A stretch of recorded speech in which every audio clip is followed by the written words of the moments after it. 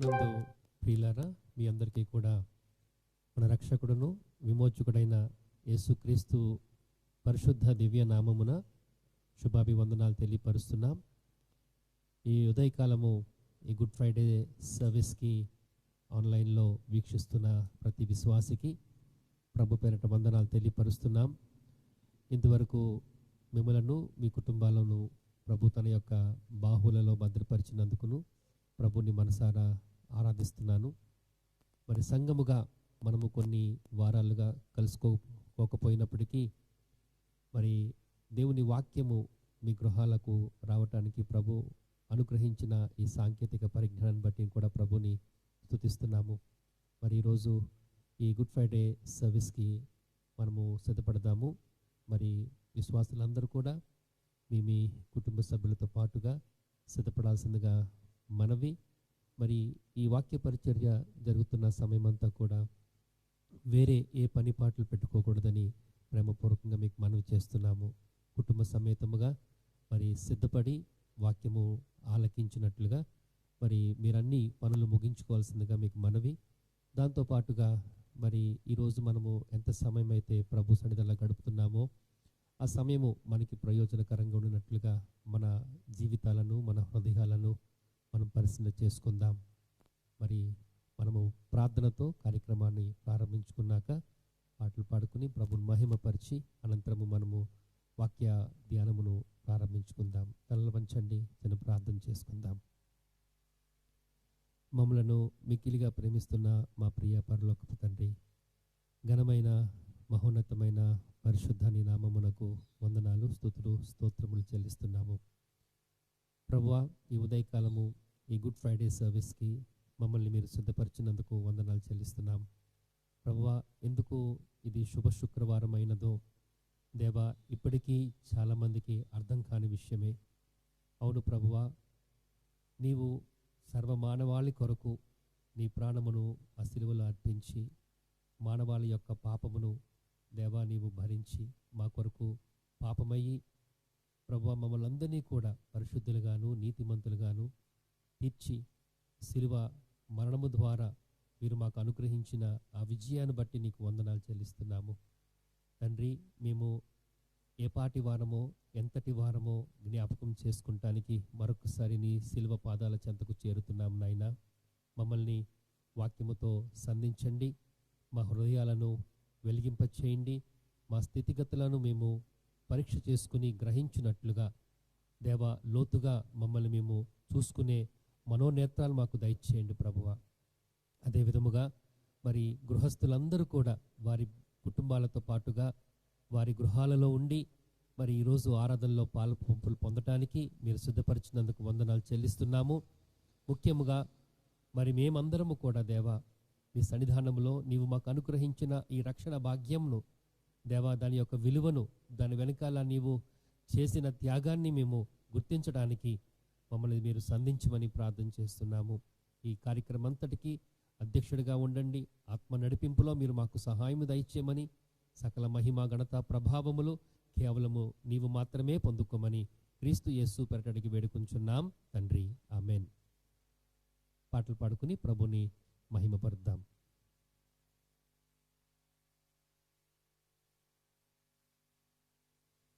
Praise the lord. పాటలు పాడుకుని దేవుని మహిమపరుద్దాం. మనందరికీ వచ్చిన పాటలు ఇవి, హృదయపూర్వకంగా పాడదాం. ప్రతి పాట మరి అనుభవిస్తూ దేవుని ఘనపరుస్తూ పాడదాం. ఆ యొక్క పాటలు మామూలుగా మనం ఏదో అలవాటుగా పాడటం కాకుండా ప్రతి పాట కూడా దాన్ని అనుభవిస్తూ దాని గురించి మనసు పెట్టి ఆలోచిస్తూ మనం పాడదాం. దేవుని యొక్క ప్రేమను, దేవుని యొక్క గొప్పతనాన్ని, దేవుడు మన ఎడల ఆయన కనపరిచినటువంటి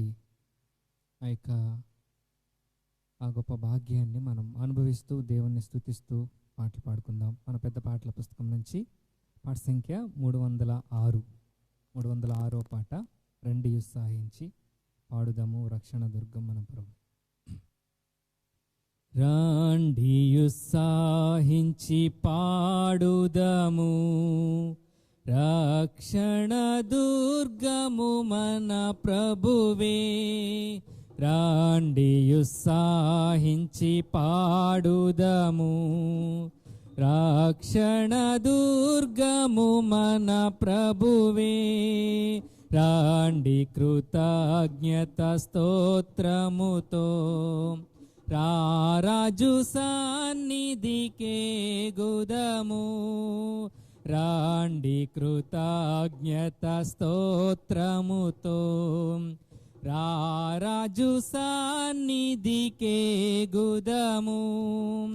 సత్ప్రభు నామము కీర్తనలన్ సంతోషగానము చేయుదము.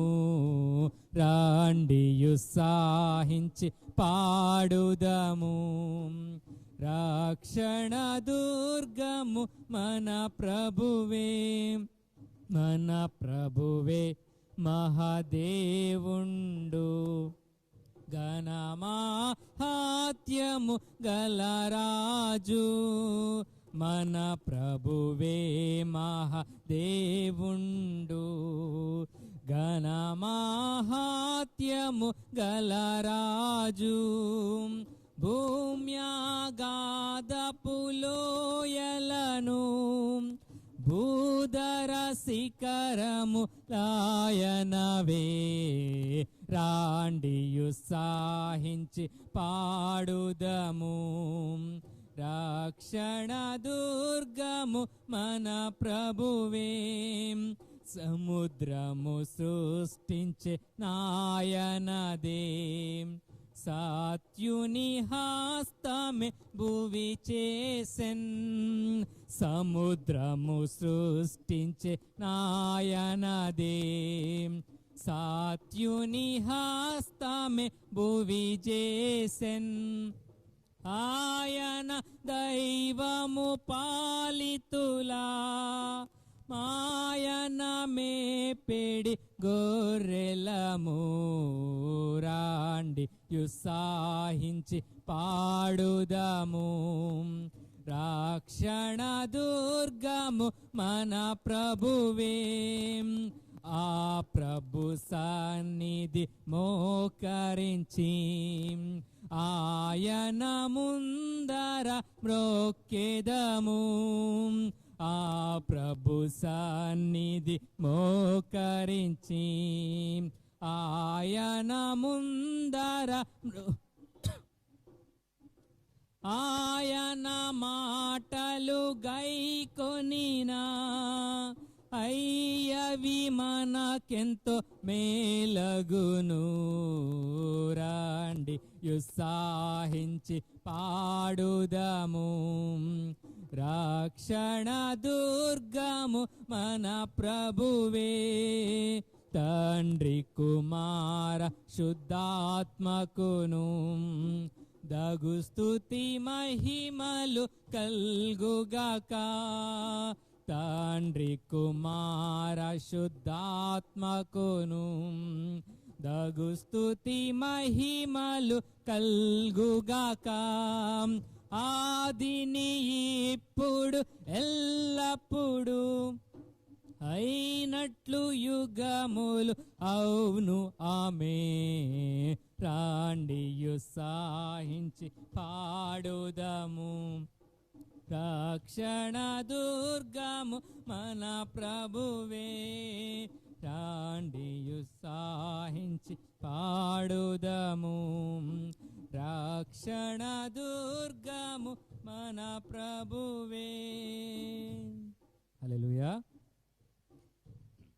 మరొక పాట పాడి దేవుణ్ణి మహింపరుద్దాం. అదే పాటల పుస్తకం నుంచి పాట సంఖ్య 233. పాట సంఖ్య 233. బాసిల్లెను సిలువలో పాపక్షమ, యేసు ప్రభువుని దివ్యక్షమ. పాడదాం, కలిసి పాడదాం.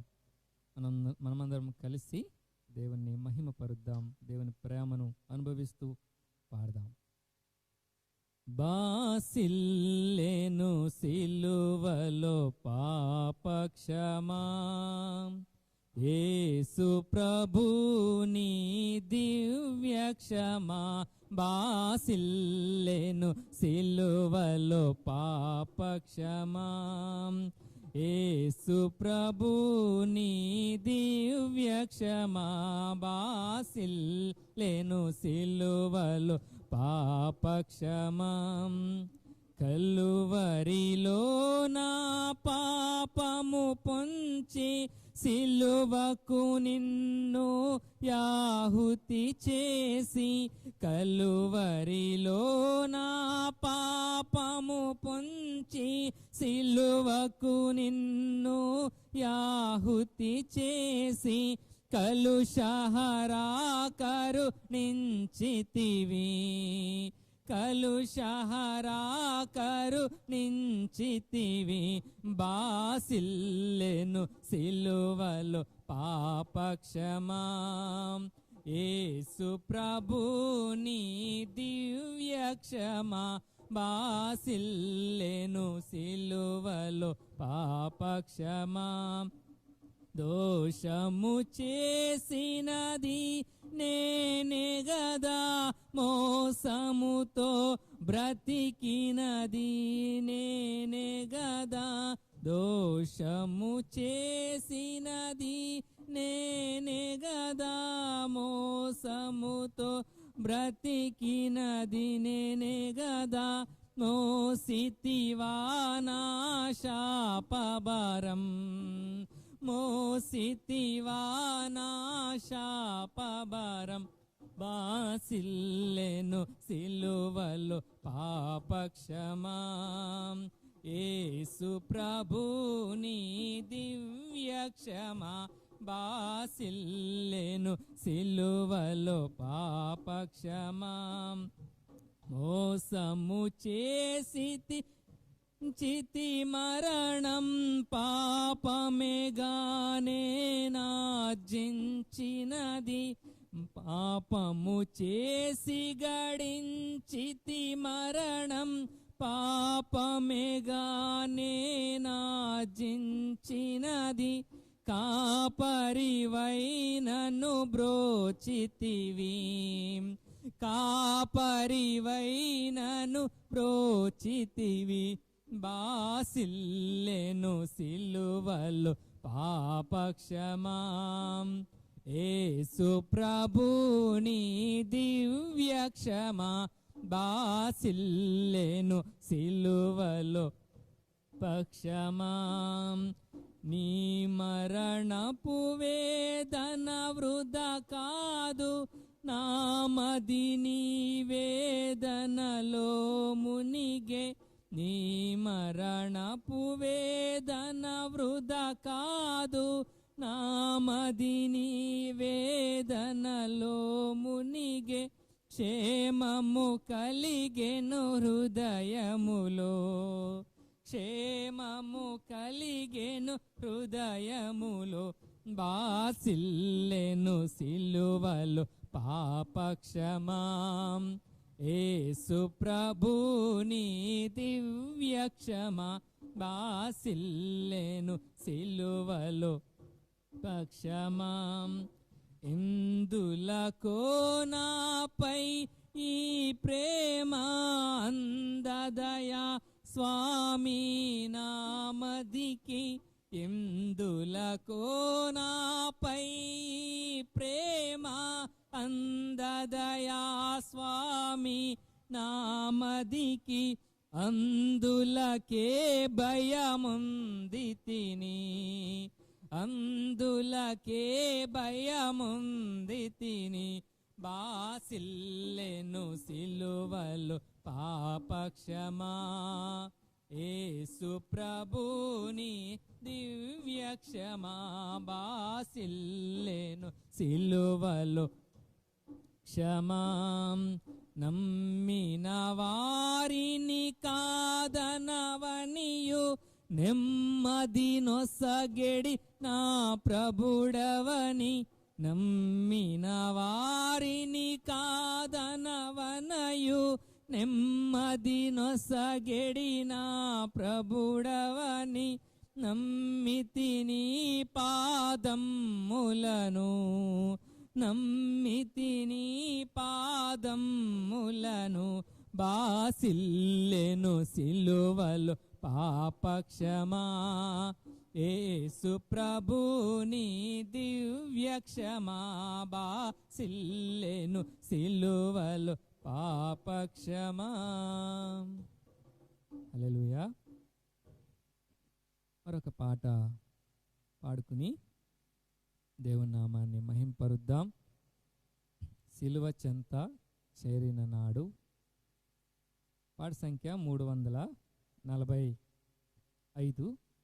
పాట సంఖ్య 345వ పాట పాడదాం. సిలువ చెంత చేరిన నాడు కలుషములను కడిగివేయు. సిలువ చెంత చేరిన నాడు కలుషములను కడిగివేయు. సిలువ చెంత చేరిన నాడు కలుషములను కడిగివేయు. పౌలు వలెను శిలావలెను పౌలు వలెను శిలావలెను సిద్ధపడిన భక్తులను చూచి సిద్ధపడిన భక్తులను చూచి సిలువ చెంత చేరిన నాడు కలుషములను కడిగివేయు. సిలువ చెంత చేరిన నాడు కలుషములను కడిగివేయు. కొండాలాంటి బండాలాంటి మొండి హృదయంబు మండించు. కొండాలాంటి బండాలాంటి మొండి హృదయంబు మండించు.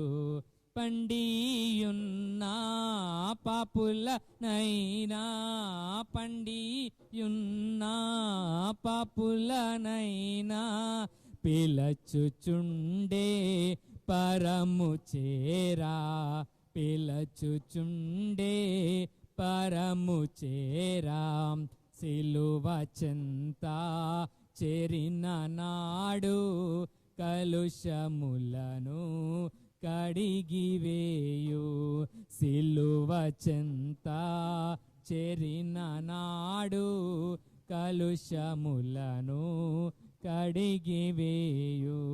100 గొర్రెల మందలో నుండి ఒకటి తప్పి ఒంటరియాయే.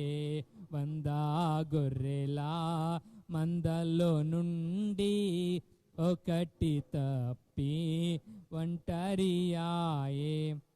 99 గొర్రెల విడచి 99 గొర్రెల విడచి ఒంటరి అయినా గొర్రెను వెదకెన్. ఒంటరి అయినా గొర్రెను వెదకెన్.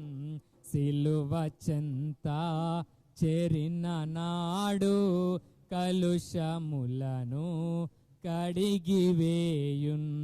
సిలువ చెంత చేరిన నాడు కలుషములను కడిగివేయున్.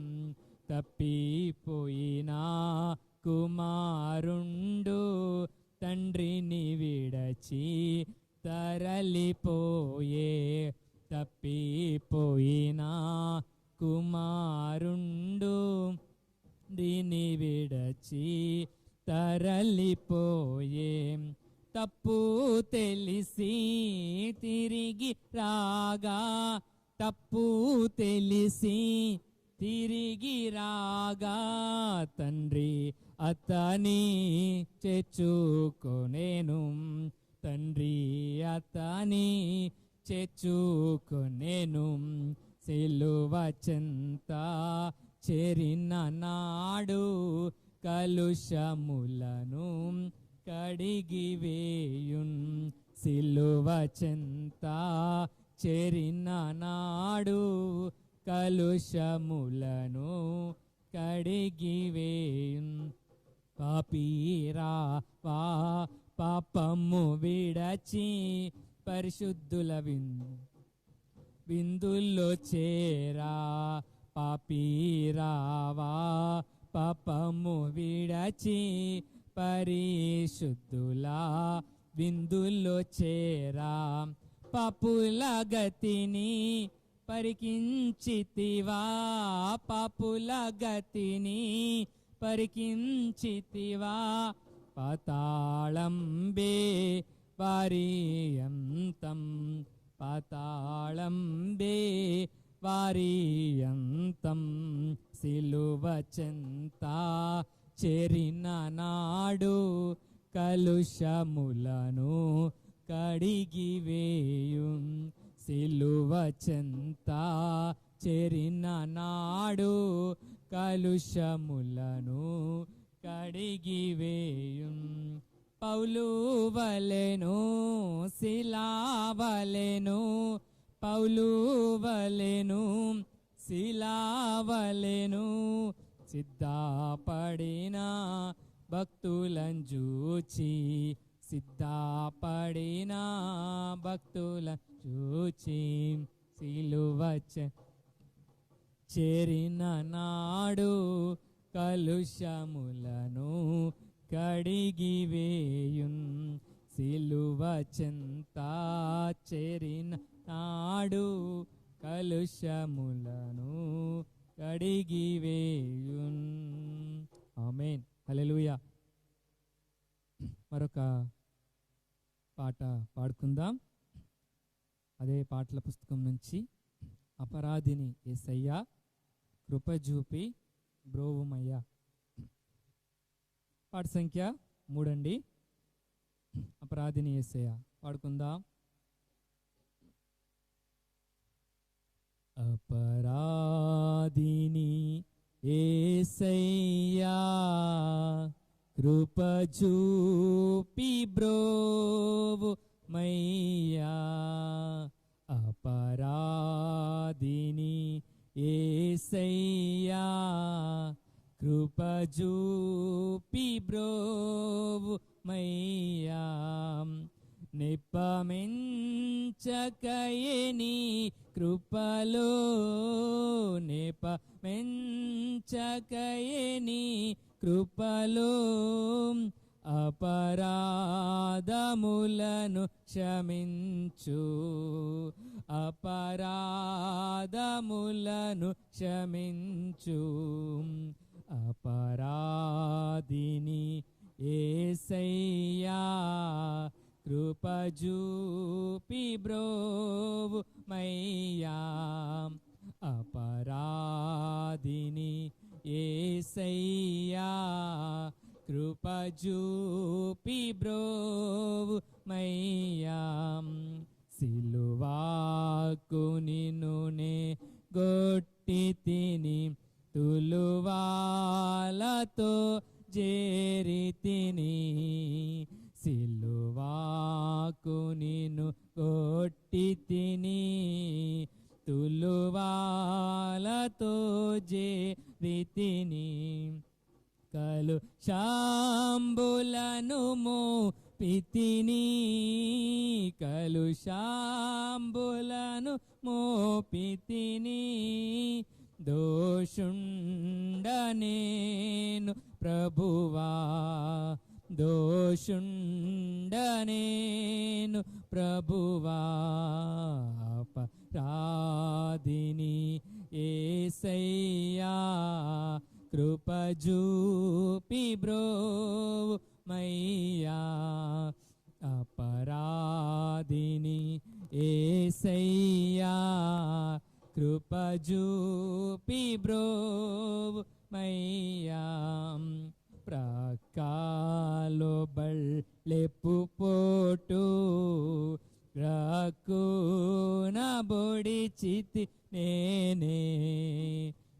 రక్కాలు బళ్ళెపు పోటు గ్రాకు నబొడి చితి నేనే నీ కీలి బాధిన్ చితిని మీ కీలి బాధిన్ చితిని మాకు వజూపితి వయ్యా మాకు వజూపితి వయ్యా అపరాధిని యేసయ్యా కృపజూపి బ్రోవు మయ్యా అపరాధిని యేసయ్యా కృపజూపి బ్రోవు మయ్యా ముళ్ళాతో కిరీటంబో నల్లిని శిరమున నిడితి ముళ్ళాతో కిరీటంబో నల్లిని శిరమున నిడితి నా వల్ల నేరా మాయే నా వల్ల నేరా మాయే చల్లాని దయగల తండ్రి చల్లాని దయగల తండ్రి అపరాధిని యేసయ్యా కృపజూపి బ్రోవు మయ్యా పరాధిని యేసయ్యా కృపజూపి బ్రోవు మయ్యా దాహంబుగొనగా చేదు చిరకాను ద్రావనిడితి దాహంబుగొనగా చేదు చిరకాను ద్రావ నిడితి ద్రోహుండనై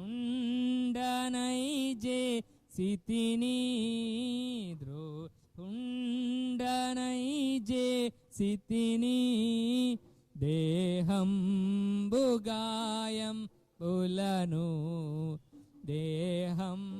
దేహంబుగాయం బులను అపరాధిని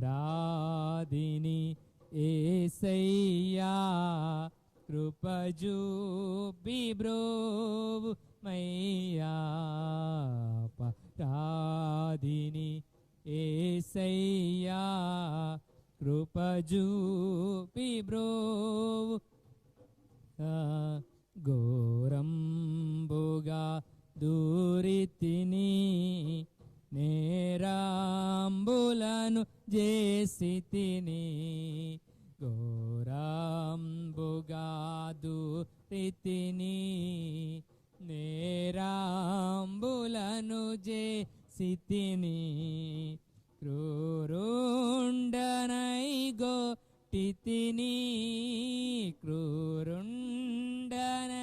గోటితిని ఘోరంబు పాపిని దేవా ఘోరంబు పాపిని దేవా అపరాధిని యేసయ్యా కృపజూపి బ్రోవు మయ్యా అపరాధిని యేసయ్యా కృపజూపి బ్రోవు మయ్యా చిందితి రక్తము నాకై పొందిన దెబ్బల చేత చిందితి రక్తము నాకై పొందిన దెబ్బల చేత నిందాలు పెట్టి తినయ్యో నిందాలు పెట్టి తినయ్యో సందేహమేలనయ్యా సందేహమేలనయ్యా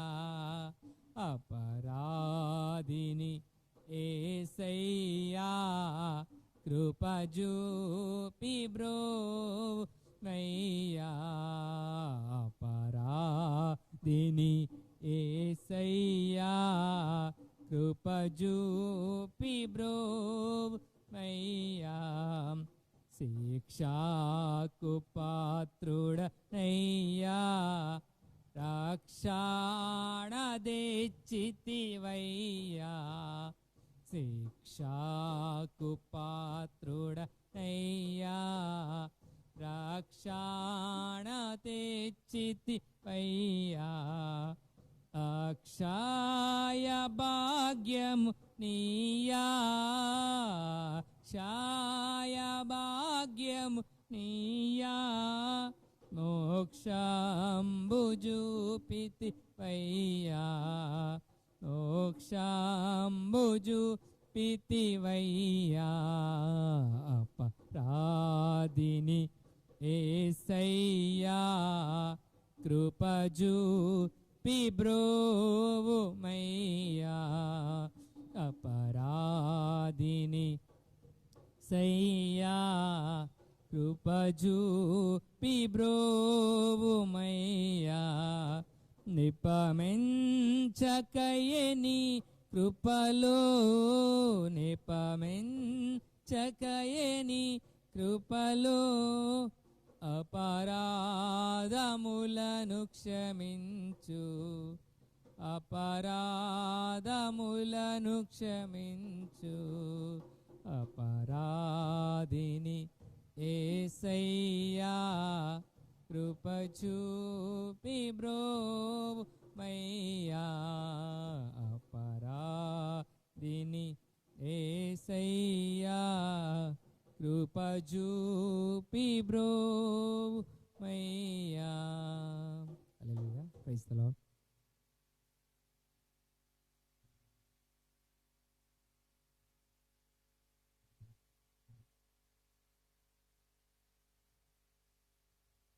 సమయంలో మరి ఈరోజు పురస్కరించుకొని మనకున్న సమయంలో దేవుని యొక్క వాక్యాన్ని మనం ధ్యానం చేద్దాము. యేసుక్రీస్తు ప్రభువారు సిలువలో ఆయన పలికిన 7 మాటలు అందరికీ తెలిసినవే. ఈ 7 మాటలు మనము వాక్యమును బట్టి ధ్యానం చేయొచ్చు, చరిత్రానుసారంగా కూడా మనం ధ్యానం చేయొచ్చు. కానీ ఈరోజు మన ఆధ్యాత్మిక జీవితము కోణములో ఈ 7 మాటలు మనం ధ్యానం చేయటానికి ఇష్టపడదాం. చిన్న ప్రార్థన చేసుకుందాము, వాక్య ధ్యానానికి మనము సిద్ధపడదాం. నమ్మదగిన దేవా, పరిశుద్ధుడా, నీకు వందనాలు, స్తుతులు, స్తోత్రములు చెల్లిస్తున్నాము. ఈ ఉదయకాలము నీ సన్నిధిని చేరటానికి మాకిచ్చిన ధన్యతకే నీకు వందనాలు ప్రభువా. ప్రతి విశ్వాసి యొక్క గృహాన్ని ఒక మందిరముగా నీవు మరల్చి ఈరోజు కుటుంబ సమేతముగా వారి వారి గృహాల్లో ఉండి ఈ లైవ్ కార్యక్రమం ద్వారా ఆరాధనలో పాల్పంపులు పొందటానికి కృప చూపుతున్నందుకు వందనాలు నాయన. మీరు మాకు సిద్ధపరిచి అనుగ్రహించిన సాంకేతిక పరిజ్ఞానాన్ని బట్టి కూడా నీకు వందనాలు చెల్లిస్తున్నాము తండ్రి. మరి ఈ సమయం అంతా కూడా నీ బిడ్డలు సిద్ధపడి వాక్యమును గ్రహించుకొని వాక్యమును బట్టి పురికొల్పబడి ఆత్మీయ విషయములో వారు ఇంకొక మెట్టు ఎక్కడానికి సహాయము చేయమని ప్రార్థన చేస్తున్నాము. నీవు మా మధ్యన సంచారము చేస్తున్నందుకు స్తోత్రాలు చెల్లిస్తున్నాము. వాక్య ధ్యానమంతటి ద్వారా నీ నామానికి మహిమ పొందుకోమని క్రీస్తు యేసు పేరిట అడిగి వేడుకుంటున్నాం తండ్రి, ఆమేన్, ఆమేన్. ప్రియులారా, యేసు సిలువలో పలికిన 7 మాటలు యొక్క ప్రాముఖ్యతను మనము ప్రతి సంవత్సరము ఈరోజు వింటూనే ఉంటున్నాము. కొత్తగా మీకు చెప్పాల్సింది ఏమీ లేదు. ఒక రకంగా చెప్పాలంటే మనకున్న మాధ్యమాల ద్వారా ఇంకా మనకున్న అనేకమైన అవకాశాన్ని బట్టి చాలా విషయాలు మనము ఎరిగి ఉన్నాం. ఈ సమయంలో ఈ 7 మాటల యొక్క ప్రాముఖ్యతను మనము ఎలా గమనించవచ్చు అని చూస్తే, మొదటి 3 మాటలు యేసుక్రీస్తు ప్రభువారు మనుషుల కొరకు ఆయన పలికిన మాటలుగా మనము గుర్తించాలి. 4వ మాట, 5వ మాట ఆయన బాధలో ఉండి పలికిన మాటగా మనం దానిని గమనించాలి. 6, 7 మాటలు ఆయన జయశాలిగా సిలువలో ఆయన పొందిన విజయాన్ని బట్టి ఆయన పలికిన మాటగా మనం వాటిని గమనించాలి. మరి యేసుక్రీస్తు సిలువ వేయబడిన సమయాల్ని మనము తెలుసుకుంటే మరీ మంచిదని నాకు ఆలోచన కలిగి ఈ విషయాన్ని మీతో పంచుకుంటున్నాను. యోహాను సువార్త 19వ అధ్యాయము 14వ వచనం ప్రకారంగా చూస్తే, ఆయన ఉదయము 6 గంటలకు పిలాతు వద్దనే యేసు ఉన్నాడు. ఆ తర్వాత ఆయన అనగా పిలాతు యేసును సిలువకు విడిచిపెట్టినట్టుగా వాక్యం ద్వారా మనకి అర్థమవుతుంది. ఆ తర్వాత ఏమి జరిగింది అని చూస్తే, మార్కు సువార్త 15వ అధ్యాయము 25వ వచనం ప్రకారంగా ఆయనను సిలువ వేసినప్పుడు పగలు 9 గంటలు ఆయను అని అక్కడ పరిశుద్ధాత్మ దేవుని ద్వారా మనకి తెలియపరచబడుతుంది. ఈ 9 గంటలు అయిన తర్వాత ఆయన సిలువలో పలికిన ఆ మాటలన్నీ కూడా ఈరోజు మనము ధ్యానం చేయబోతున్నాము. మత్తయి సువార్త 27వ అధ్యాయము 46 నుండి 50 వచనము, మార్కు సువార్త 15వ అధ్యాయము 33 నుండి 37 వచనాలు, లూకా సువార్త 23 నుండి 23వ అధ్యాయము 44 నుండి 46 వచనాలు చూస్తే ఆయన 3 గంటల వరకు ప్రాణముతో ఉండి ఆ తర్వాత యేసు తన ప్రాణమును విడిచెను అనే మాటలు మనము చదువుకోగలుగుతున్నాం. ఇది మనకున్న టైం స్పాన్ అని మనకు అర్థమవుతుంది. ఈ సమయంలో మనము ప్రతి యొక్క మాట యొక్క ఆత్మీయ అర్థాన్ని మనము గ్రహించుకోవటానికి సిద్ధపడదామండి. ఇక్కడ మొదటి మాట లూకా సువార్త 23వ అధ్యాయము 34లో రాయబడిన ప్రకారంగా నేను చదువుతుండగా మీరు దానిని గమనించాల్సిందిగా మీకు మనవి. తండ్రి, వీరేమి చేయుచున్నారో వీరు ఎరుగరు గనుక వీరిని క్షమించుము అనే మాట మనం ఇక్కడ చూస్తున్నాం. నిజమే, యేసు ప్రభువారు పలికిన మాటల్లో ఇది చాలా ప్రాముఖ్యమైన మాట. ఎందుకంటే యేసు సిలువలో ఎప్పుడు ఎన్నడూ కనబరచని తన మహిమను, తన వైభవాన్ని ఆయన సిలువలో కనబరుస్తున్నట్లుగా మనము చూడగలుగుతున్నాం. అనేక అద్భుత కార్యాలు యేసు ప్రభు చేశారు.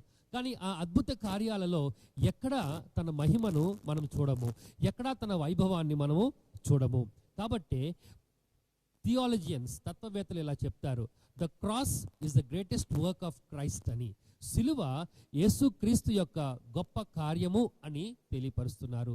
ఎందుకంటే సిలువలో క్రీస్తు యొక్క గొప్ప మహిమను, క్రీస్తు యొక్క గొప్ప వైభవాన్ని మనము చూడగలుగుతున్నాం.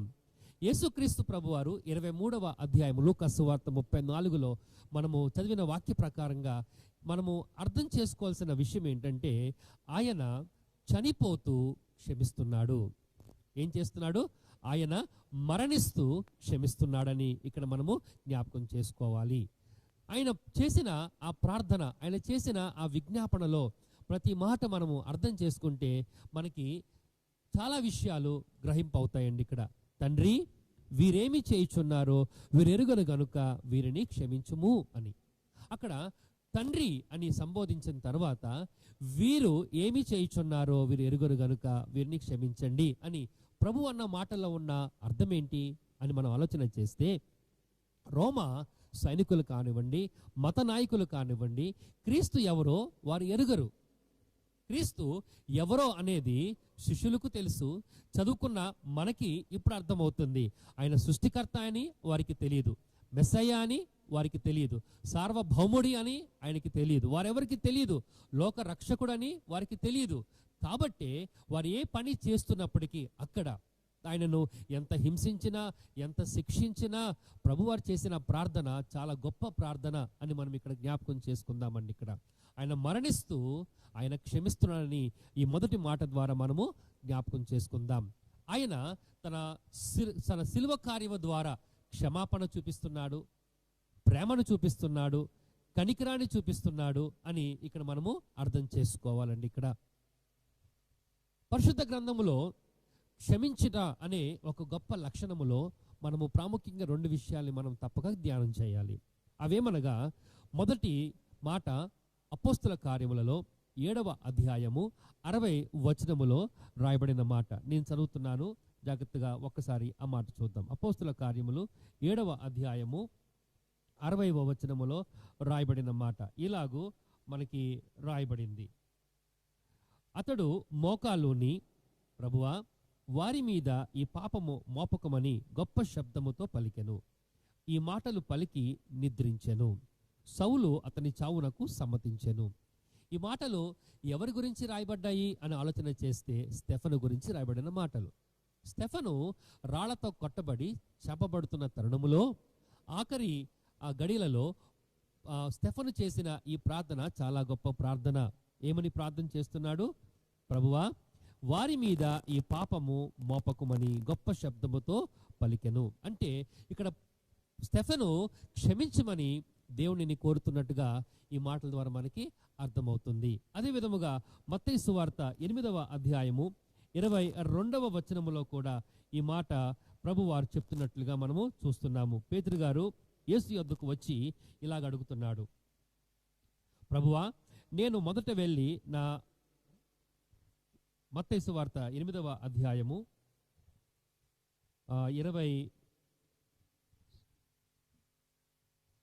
28వ అధ్యాయంలో మనం చూస్తున్న మాట ప్రకారంగా చూస్తే యేసు ప్రభు వారిని పేతురు అడుగుతున్నాడు, ఏమని?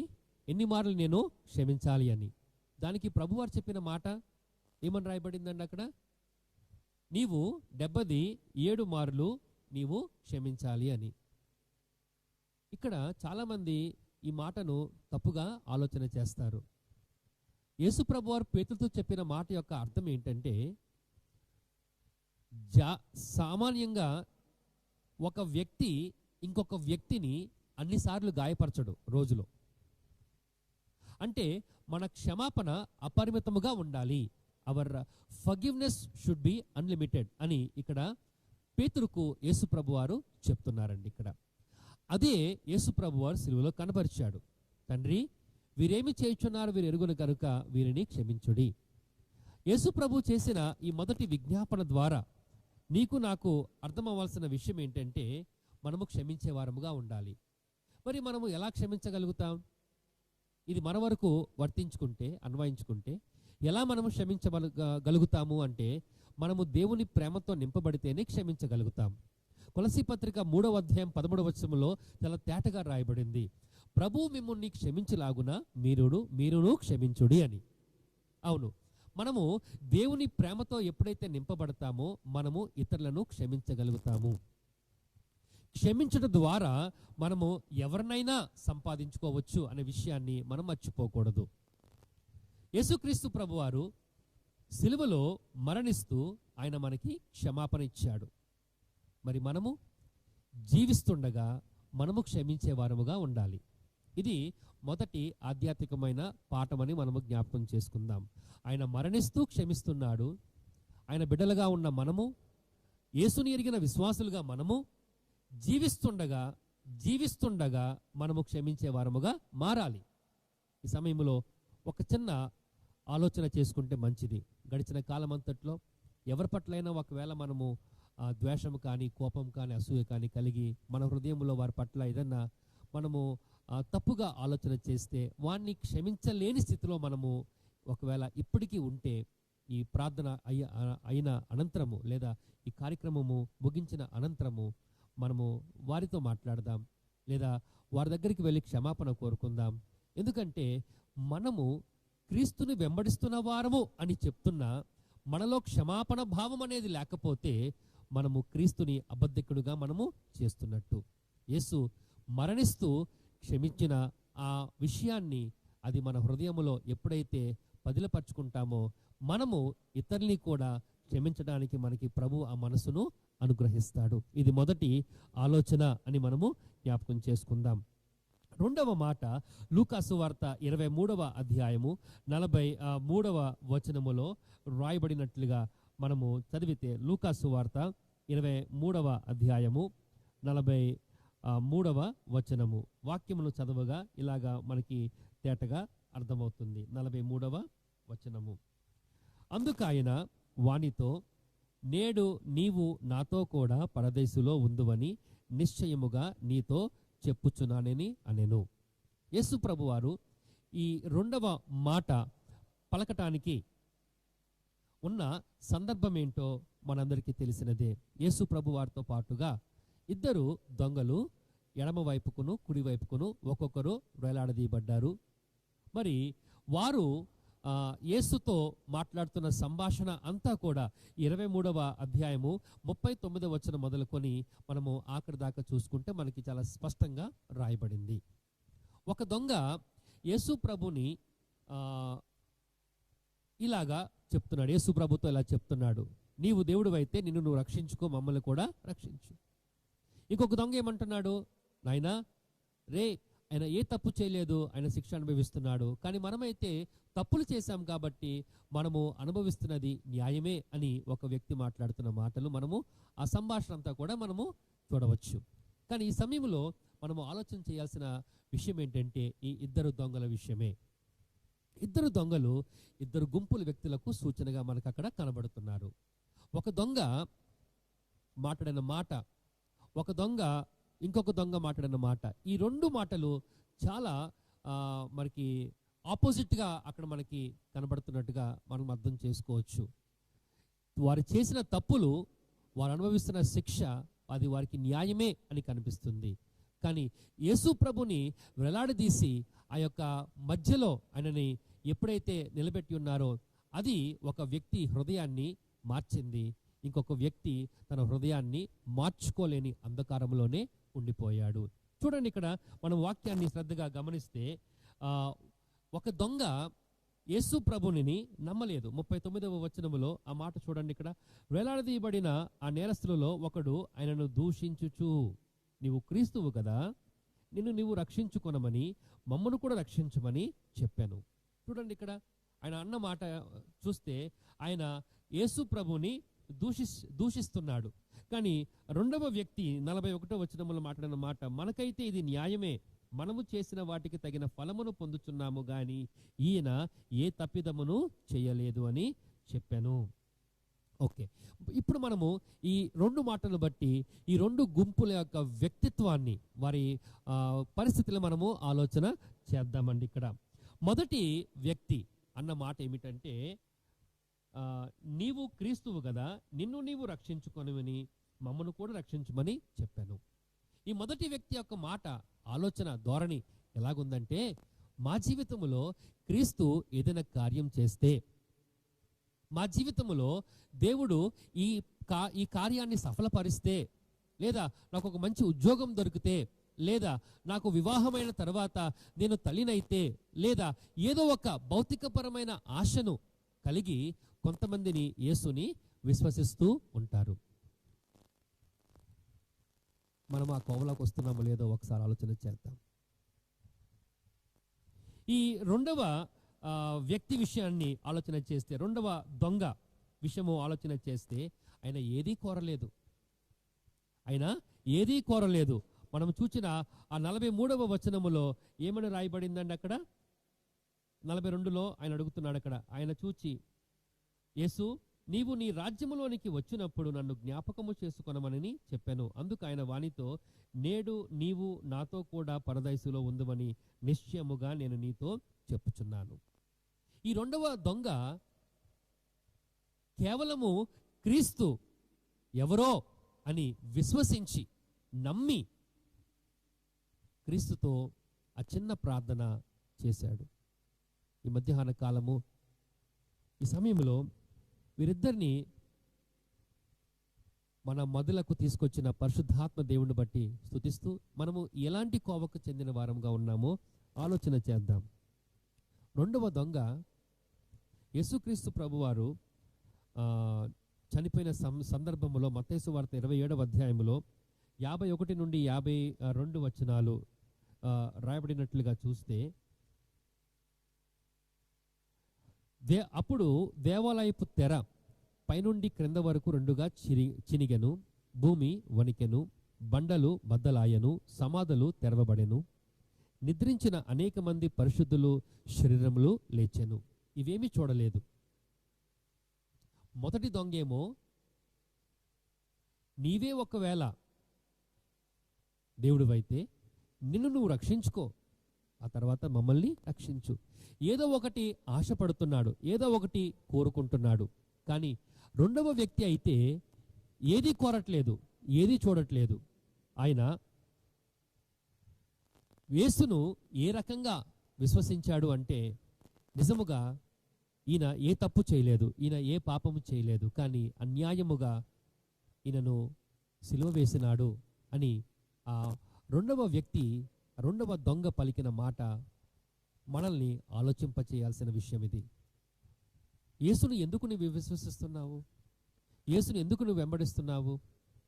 ఏదైనా లబ్ధి కోరి నువ్వు యేసుని వెంబడిస్తున్నావా?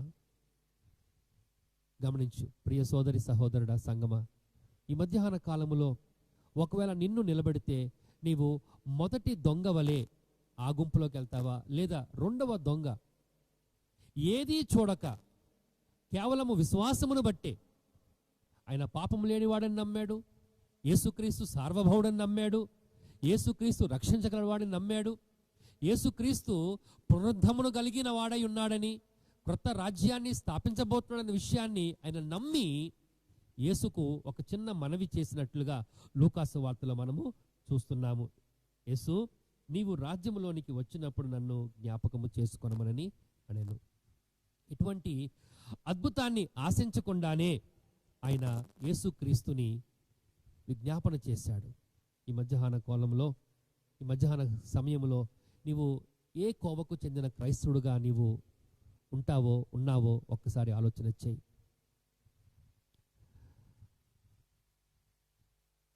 నేడు నీవు నాతో కూడా పరదేశులో ఉందువని నిశ్చయముగా నేను నీతో చెప్పుచున్నాను. ఇది ప్రభువారు పలికిన మాట. ఆ రెండవ దొంగ చేసిన ప్రార్థనకు ప్రభువారు ఇచ్చిన సమాధానము.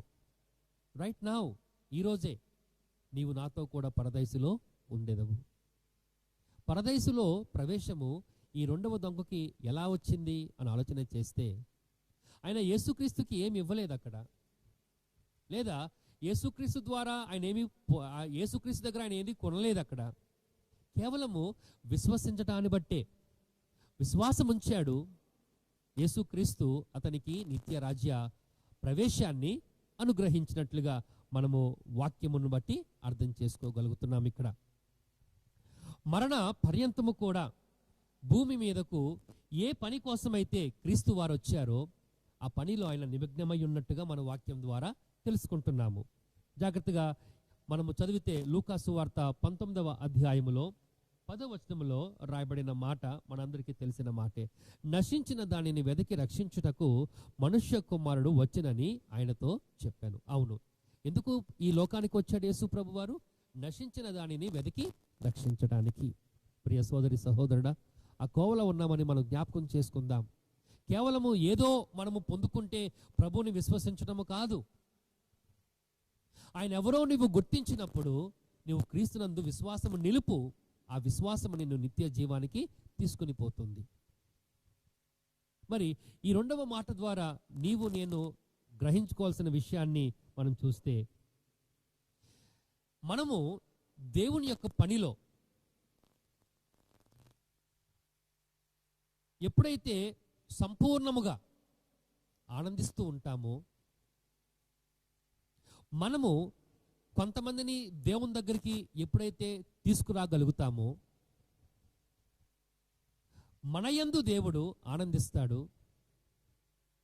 నిత్య జీవానికి మనల్ని దేవుడు వారసులుగా చేస్తాడు. ఆయనకున్న ఒకే ఒక మిషన్, యేసుక్రీస్తు వారికి ఉన్న ఒకే ఒక కార్యము, నశించిన దానిని వెతికి రక్షించుట. మరి నీ మిషన్ ఏంటి? దేవుడు నీ ముందు పెడుతున్న ఈ ఆలోచన ప్రకారంగా బ్రతుకుతున్న నీవు, జీవిస్తున్న నీవు, నీ మిషన్ ఏంటి? మరణ పర్యంతరము అంటే ఆఖరి గడియ వరకు క్రీస్తు ఆ మిషన్ మీదే, ఆ కార్యము మీదే ఆయన నిమగ్నమై ఉన్నాడు. సిలువలో వేలాడుతున్న ఆ ఇద్దరు దొంగలకు ఒక దొంగకు ఆయన నిత్య జీవ ప్రవేశాన్ని ఆయన అనుగ్రహించినట్లుగా మనం ఇక్కడ గమనిస్తున్నాం. కాబట్టి రెండవ మాటను మనం చూస్తే ఆయన మరణిస్తూనే నిత్య జీవము ఆయన అనుగ్రహించాను. మరణిస్తూనే ఆయన నిత్య జీవమును అనుగ్రహించాడు. మనము జీవిస్తూ కొంతమందినైనా నిత్య జీవమునకు వారసులుగా మనము చేద్దాం. ఆయన మరణిస్తూ నిత్య జీవాన్ని ఇచ్చాడు. జీవిస్తూ మనము కొంతమందికి నిత్య జీవాన్ని దరిచేరదాం. ప్రియ సోదరి సహోదరుడా, మొదటి మాట మనము ఆలోచన చేశాము. అది మన ఆత్మీయ కోణములో యేసుక్రీస్తు ప్రభువారు మరణిస్తూనే క్షమించాడు. రెండవ మాట, ఆయన మరణిస్తూనే నిత్య జీవాన్ని అనుగ్రహించను. మూడవ మాట మనకి యోహాను సువార్త 19వ అధ్యాయము 26, 27 వచనాలలో మనము చూస్తున్నాము. యోహాను సువార్త 19వ అధ్యాయము 26, 27 వచనాలలో యేసు తన తల్లియు తాను ప్రేమించిన శిష్యుడను దగ్గర నిలుచుడుట చూచి, అమ్మా, ఇదిగో నీ కుమారుడు అని తన తల్లితో చెప్పాను. తర్వాత శిష్యుని చూచి, ఇదిగో నీ తల్లి అని చెప్పాను. ఆ గడియ నుండి ఆ శిష్యుడు ఆమెను తన ఇంట చేర్చుకొనెను. యేసుక్రీస్తు ప్రభువారు ఈ మూడవ మాట ద్వారా నీకు నాకు నేర్పిస్తున్నది ఏమిటంటే, మన జీవితములలో, మన నడవడికలలో, మన అనుదిన జీవితములలో మనము ఆప్యాయతను కలిగి ఉండాలి. ఏం కలిగి ఉండాలి? ఆప్యాయతను మనము కలిగి ఉండాలి. ఇంకొక మాటగా ఆలోచన చేస్తే, మరణిస్తూనే ఆయన నిస్వార్థమైన ప్రేమను కనబరుస్తున్నాడు. మరణిస్తూనే క్రీస్తు ప్రభువారు ఆ మూడవ మాట ద్వారా నిస్వార్థమైన ప్రేమను ఆయన కనబరుస్తున్నాడు.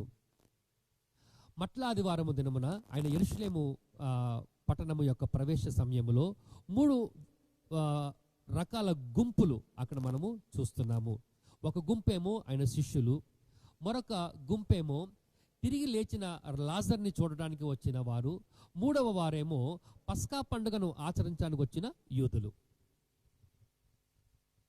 ఈ రకంగా ఆయన పట్టణ ప్రవేశము చేశారు. జైహో జైహో అని ఆనందిస్తూ కీర్తిస్తూ గాడిద మీద వస్తున్న ఆ రాజుని వారు ఎంతగానో కొనియాడారు, ఎంతగానో గణపరిచారు. కానీ ఇప్పుడు సిలువ దగ్గరికి వచ్చి చూస్తే, సిలువ దగ్గర ఒక్క యోహాను, 3 మరియలు తప్ప ఎవరు లేనట్టుగా మనం అక్కడ చూస్తున్నాం. ప్రియ సోదరుడి సహోదరుడా, ఆ సమయంలో కూడా ఆయన చనిపోతూ కూడా ఆయన తన యొక్క కర్తవ్యాన్ని, తన యొక్క బాధ్యతను ఆయన నెరవేరుస్తున్నట్లుగా ఇక్కడ మనము వాక్యం ద్వారా మనకి అర్థమవుతుంది. 3 మరియలు ఎవరనగా, ఆయన తల్లి అయిన మరియా, రెండవ మరియా మగ్దలేని మరియా, మూడవ మరియా క్లోపా భార్య అయిన మరియా. ఈ 3 యోహానుతో పాటుగా యేసు దగ్గర, సిలువ దగ్గర అనేవారు ఉన్నట్టుగా మనకి ఇక్కడ అర్థమవుతుంది. యోహానుతో మాట్లాడుతూ యేసు ప్రభువారు తన నిస్వార్థమైన ప్రేమను ఈ మాటల ద్వారా ఆయన వ్యక్తపరుస్తున్నట్లుగా ఇక్కడ మనకి అర్థమవుతుంది. యేసు ప్రభువారు, మనము యేసు ప్రభువారిని ఎలా చూడాలి మనం అంటే, సంపూర్ణమైన మానవుడు, సంపూర్ణమైన దేవుడై ఉన్నాడు. He is a complete man and a complete God అనే ఆ కోణంలో ఎప్పుడైతే యేసు ప్రభుని మనం చూడగలుగుతామో, యేసు ప్రభు వారు పలికిన 3వ మాట యొక్క అర్థము మనకి లోతుగా అర్థమవుతుంది. యేసు ప్రభు వారు కుటుంబ బాధ్యతలు కలిగిన వాడు. ఆయన తండ్రి యోసేపు, తల్లి మరియా, ఆయనతో పాటుగా 4 తమ్ముళ్ళు, తర్వాత మరి చెల్లెలు ఉన్నట్టుగా యోహాను సువార్త 7వ అధ్యాయము 5వ వచనం ద్వారా మనకు అక్కడ అర్థమవుతుంది. యోహాను సువార్త 7:5లో ఆయన కుటుంబం యొక్క సభ్యుల విషయమై కొన్ని మాటలు అక్కడ రాయబడ్డాయి. విచారకరమైన విషయం ఏంటంటే, యేసు ప్రభుని వీరెవ్వరూ కూడా విశ్వసించలేదు. తండ్రి గారు చనిపోయారు. యేసు ప్రభుకి ఉన్న తమ్ముళ్ళు కానీ చెల్లెలు కానీ ఎవరు కూడా యేసునందు విశ్వాసం ఉంచలేదు. యేసు ప్రభు చనిపోయి పునరుద్ధరణ అయిన తర్వాత, ఆఫ్టర్ హిజ్ రిజరెక్షన్, వీళ్ళందరూ కూడా ప్రభుని నమ్ముకున్నారు. అది వేరే సంగతి అనుకోండి. కానీ బ్రతికిన కాలములో, బ్రతికిన దినాలలో, ఆయన ఒక సామాన్యమైన మనుష్యుడిగా ఉన్న దినాలలో అయితే ఆయన కుటుంబ సభ్యులు ఎవరు కూడా ఆయన ఎవరో గుర్తించలేదు. ఆయన ఎవరో వారు నమ్మలేదు. ఎక్కడికి వెళ్ళినా తల్లి అయిన మరియ అయితే మాత్రము యేసును వెంబడిస్తూ ఉండేది. మరి ఈ మాటను బట్టి మనము ఒక ఆలోచన చెప్పుకోవచ్చు. బహుశా యేసు ప్రభు వారు అవిశ్వాసుల మధ్య పెరిగాడు అని మనం చెప్పుకోవచ్చు. అతని కుటుంబ సభ్యులందరూ కూడా అవిశ్వాసులే.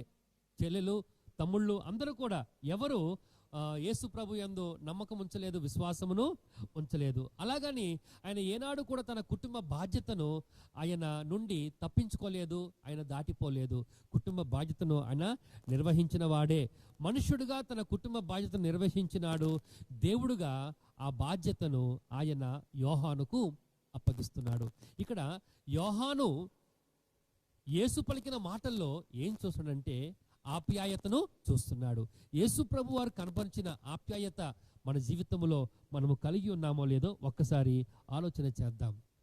లూకాసు వార్త 2వ అధ్యాయము 35వ వచనములో, లూకాసు వార్త 2వ అధ్యాయము 35వ వచనములో యేసు ప్రభువుని మరి ఆ చిన్న నాడు మరి దేవాలయానికి తీసుకుని వచ్చినప్పుడు సుమియోను పలికిన మాటలు 35వ వచనంలో మనం చూస్తున్నాం. మరియు నీ హృదయములోనికి ఒక ఖడ్గము దూసుకొని పోవునని ఆయన తల్లి అయిన మరియతో చెప్పాను. ఈ మాటలు సుమియోను పలికినప్పుడు మరియాకు తెలియదు, దాని అర్థం తెలియదు. కానీ ఎప్పుడైతే ఇప్పుడు సిలువలో వేలాడుతున్నాడో ఈ యేసుప్రభు వారు యోహానుతో చెప్పిన మాట, ఒకరికొకరు అప్పగింతలు ఆయన ఇస్తున్నప్పుడు బహుశా తల్లి అర్థం చేసుకుని ఉంటుంది సుమియోను చెప్పిన మాటలు ఇదేనేమో అని. మరి అప్పగిస్తున్న యేసు ప్రభు వారు చాలా పర్యాయాలు మరి తన శిష్యులతో కానివ్వండి, లూకాసు వార్త 14వ అధ్యాయంలో కానివ్వండి, మత్తయి వార్త 16వ అధ్యాయంలో కానివ్వండి, తనను వెంబడించుకోరు వారు తల్లిని తండ్రిని విడిచిపెట్టి రావాలని ఆయన చెప్పిన ఆ మాటలు కొద్దిగా మనకి ఆలోచింప చేయాల్సిన విషయంగా మనకి కనపడుతూ ఉంటాయి. కానీ దీంట్లో మనం లోతుగా ఆలోచించి బుర్రలు పాటు చేసిన అవసరం ఏమీ లేదు. కానీ విషయం ఏంటంటే దేవుని కంటే మనము ఎవరిని ఎక్కువగా ప్రేమించకూడదు. అది ఆ 14వ అధ్యాయంలోను మత్తయి వార్త 16వ అధ్యాయంలోను ఆయన చెప్పినట్లుగా ఇక్కడ మనకి అర్థమవుతుంది. ఇంకో రకంగా మనం ఆలోచన చేస్తే యేసు ప్రభు వారు తన సంబంధానికి విలువనిచ్చాడు. కుమారుడు అనే సంబంధానికి విలువనిచ్చి క్రొత్త సంబంధానికి ఆయన పునాది వేసినట్లుగా ఈ మాటల్లో మనకి అర్థమవుతుంది. చాలా లోతుగా అధ్యయనం చేస్తే ఇక్కడ సంఘమును అనే మాట కూడా మనకి, సంఘము అనే ఒక ఐడియా కూడా ఈ మాటల్లో వస్తుంది. అది కొంతమందికి అర్థం కాకపోవచ్చు కాబట్టి నేను దాని గురించి పెద్దగా డిస్కస్ చేయట్లేదండి. ఏదేమైనప్పటికీ ఆయన కుమారుడుగా తన తల్లి పట్ల ఆయనకున్న బాధ్యతను, ఆయన మనుషుడై ఉన్నాడు, దేవుడే కానీ మనుషుడై ఉన్నాడు అనే విషయాన్ని ఈ 3వ మాట ద్వారా మనకి అర్థమవుతుంది. ఇక్కడతో మనుషుల కోసము ఆయన పలికిన మాటలు ముగిస్తాయి. 4వ మాట నుండి మనము చూస్తే యేసు ప్రభు వారు బాధల్లో పలికిన మాటలు, ఆ తర్వాత జయశాలిగా ఆయన పలికిన మాటలు మనకి కనబడతాయి. 4వ మాటగా చూస్తే మత్తయి సువార్త 27వ అధ్యాయము 46వ వచనములో రాయబడిన మాటను మనము చదవగా 4వ మాట మనకి అక్కడ తేటగా మనకి కనిపిస్తుంది. మత్తయి సువార్త 26వ అధ్యాయము 46వ వచనము. మత్తయి సువార్త చదవమ్మా రాజు. 27వ అధ్యాయము 27వ అధ్యాయము 46వ వచనము ఇలా రాయబడింది. ఇంచుమించు 3 గంటలు అయినప్పుడు యేసు ఏలీ ఏలీ లామా సబక్తాని అని బిగ్గరగా కేక వేశాను. ఆ మాటకు నా దేవా నా దేవా నన్ను ఎందుకు చెయ్యి విడిచితివని అర్థము. ఈ 4వ మాట యేసు ప్రభు వారు ఎన్నడూ బ్రతికిన కాలములో ఎన్నడూ ఆయన పలకలేదు. ఆయన 3.5 సంవత్సరాల పరిచర్య కానివ్వండి, లేదా 30 సంవత్సరాల యొక్క సామాన్యమైన జీవితంలో కానివ్వండి, తండ్రికి ఎన్నడూ ఆయన ఇలాగా మొరపెట్టలేదు.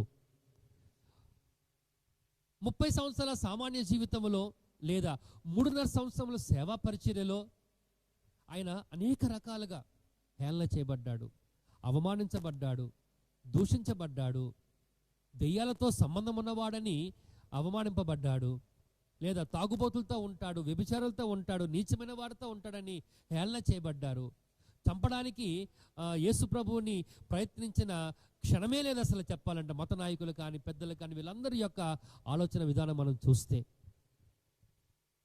ఏనాడు అన్ని శ్రమలు ఆయన అనుభవించిన, ఎన్ని కోణాల్లో ఆయనను నిందించిన, అవమానించబడిన, ఏనాడు ఆయన తండ్రికి ఇలాంటి విజ్ఞాపన చేయలేదు అని ఇక్కడ మనము చూస్తున్నాము. కానీ సిలువలో ఉండి 46వ వచనములో, 27వ అధ్యాయము 46వ వచనములో ఆయన పలికిన ఆ మాట చాలా గంభీరమైన మాట అని మనం ఇక్కడ చెప్పొచ్చు. నా దేవా, నా దేవా, నన్నెందుకు నీవు చెయ్యి విడిచితివి? ఎందుకు యేసు ప్రభు వారు తన తండ్రి యొక్క సహవాసాన్ని మరి కోల్పోవాల్సి వచ్చింది అని మనం ఆలోచన చేస్తే, అది కేవలము మానవుని యొక్క పాపమును బట్టి అని మనం ఇక్కడ జ్ఞాపకం చేసుకుందాం. యేసు ప్రభువారు నిత్యత్వము నుండి నిత్యత్వం వరకు దేవుడై ఉన్నాడు. మానవుడుగా ఆయన భూమి మీదకి వచ్చారు. ఆయన ముందు మహిమలో ఉన్నవాడు, తర్వాత మనుషుల యొక్క పాప పరిహారార్థమై ఈ భూలోకానికి మనుష్య కుమారుడుగా ఆయన వచ్చాడు. తండ్రితో కుమారునితో ఎప్పుడు అసలు ఎడబాటు అనేది రాలేదు. బోత్ వేర్ ఇన్ యూనిటీ, ఇద్దరు ఒకటై ఉన్నారు. కానీ ఈ సిలువలో అయితే మాత్రము యేసు ప్రభు వారు పలికిన మాట, నా దేవా, నా దేవా, నన్నెందుకు నీవు చేయి విడిచితివి? ఈ మాట యొక్క అర్థము, లేదా ఈ మాట యేసు ప్రభు వారు ఎందుకు పలకవలసి వచ్చింది అనంటే, మనము సిలువలో క్రీస్తుని చూచినప్పుడు నీవు నేను అర్థం చేసుకోవాల్సిన విషయం ఏంటంటే, ఆయన నా పాపముగా మార్చబడ్డాడు. ఆయన పరిశుద్ధుడు, కానీ నీ కొరకు నా కొరకు ఆయన పాపముగా మార్చబడ్డాడు. ఆయన పాపిగా అక్కడ వేలాడలేదు, కానీ నీ కొరకు నా కొరకు ఆయన పాపముగా చేయబడ్డాడు. పరిశుద్ధుడైన తండ్రి సర్వ మానవాళి యొక్క పాపమును భరిస్తూ కుమారుణ్ణి కొంత సమయము విడిచిపెట్టినట్లుగా ఇక్కడ మనము చూస్తున్నాము. పరిశుద్ధుడు తండ్రి పాపాన్ని సహించలేడు అక్కడ. కాబట్టి కుమారుడు పాపముగా చేయబడ్డాడు. కాబట్టి సిలువలో కుమారునికి తండ్రి యొక్క ఎడబాటును గమనించాడు. కాబట్టి ఆ ఎడబాటు ఎంతకాలమో మనకు తెలియదు, అది ఎంత సమయమో మనకు తెలియదు. కానీ యేసుక్రీస్తు ప్రభువారు తండ్రి సహవాసాన్ని, తండ్రి యొక్క తోడును అక్కడ కోల్పోయాడు. కాబట్టి ఆ ప్రార్థన చేసినట్లుగా మనం ఇక్కడ చూస్తున్నాము. మొదటి మనుష్యుడు అనగా ఆదాము దేవుని సన్నిధి నుండి ఏదెను తోటలో తప్పిపోయాడు ఆజ్ఞ అతిక్రమించటం ద్వారా.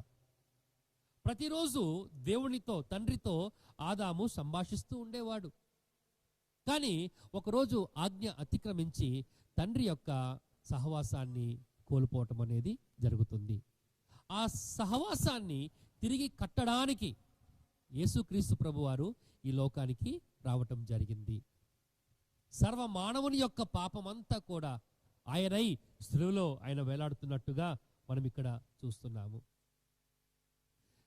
మన పాపము, నా పాపము, మనందరి పాపము, మానవాళి యొక్క పాపము తండ్రిని కుమారుని వేరుబాటు చేసింది. Sin separated the father and the son. కుమారుణ్ణి, తండ్రిని పాపము వేరు చేసింది. కాబట్టి యేసుక్రీస్తు ప్రభువారు ఇలాగా విజ్ఞాపన చేస్తున్నాడు. ఈ విజ్ఞాపనలో నీవు నేను అర్థం చేసుకోవాల్సిన 4వ అంశం ఏంటంటే, మరణిస్తూ యేసు ప్రభువారు పాపం యొక్క తీవ్రతను ఆయన గుర్తిస్తున్నాడు. పాపం యొక్క తీవ్రత చాలా గొప్పది. పాపము ఒక మనుష్యుణ్ణి మరణానికి తీసుకొని పోతుంది.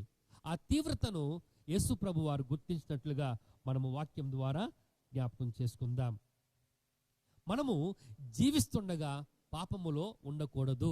బ్రతుకుతున్న మనము పాపములో ఉండకూడదు. చాలామంది క్రైస్తవులకి ఒక ఆలోచన ఉంటుందండి, నేను రక్షింపబడ్డాను కదా, బాప్తిసం తీసుకున్నాను కదా, పర్వాలేదులే, ఎలాగైనా ఉండొచ్చులే అని అనుకుంటా ఉంటారు. కాబట్టి భక్తి విషయంలో వారు ఎంతో నిర్లిప్తంగా, కేర్లెస్గా ఉంటున్నట్లుగా మనము చూస్తూ ఉంటాము. మరి రోమాపత్రిక 6వ అధ్యాయము 1వ వచనం చదివితే ఇలా రాయబడింది, కృప విస్తరింపవలనని పాపమందు నిలిచియుందుమా అని రాయబడింది. Will we still be in sin because we are filled with grace? లేదే.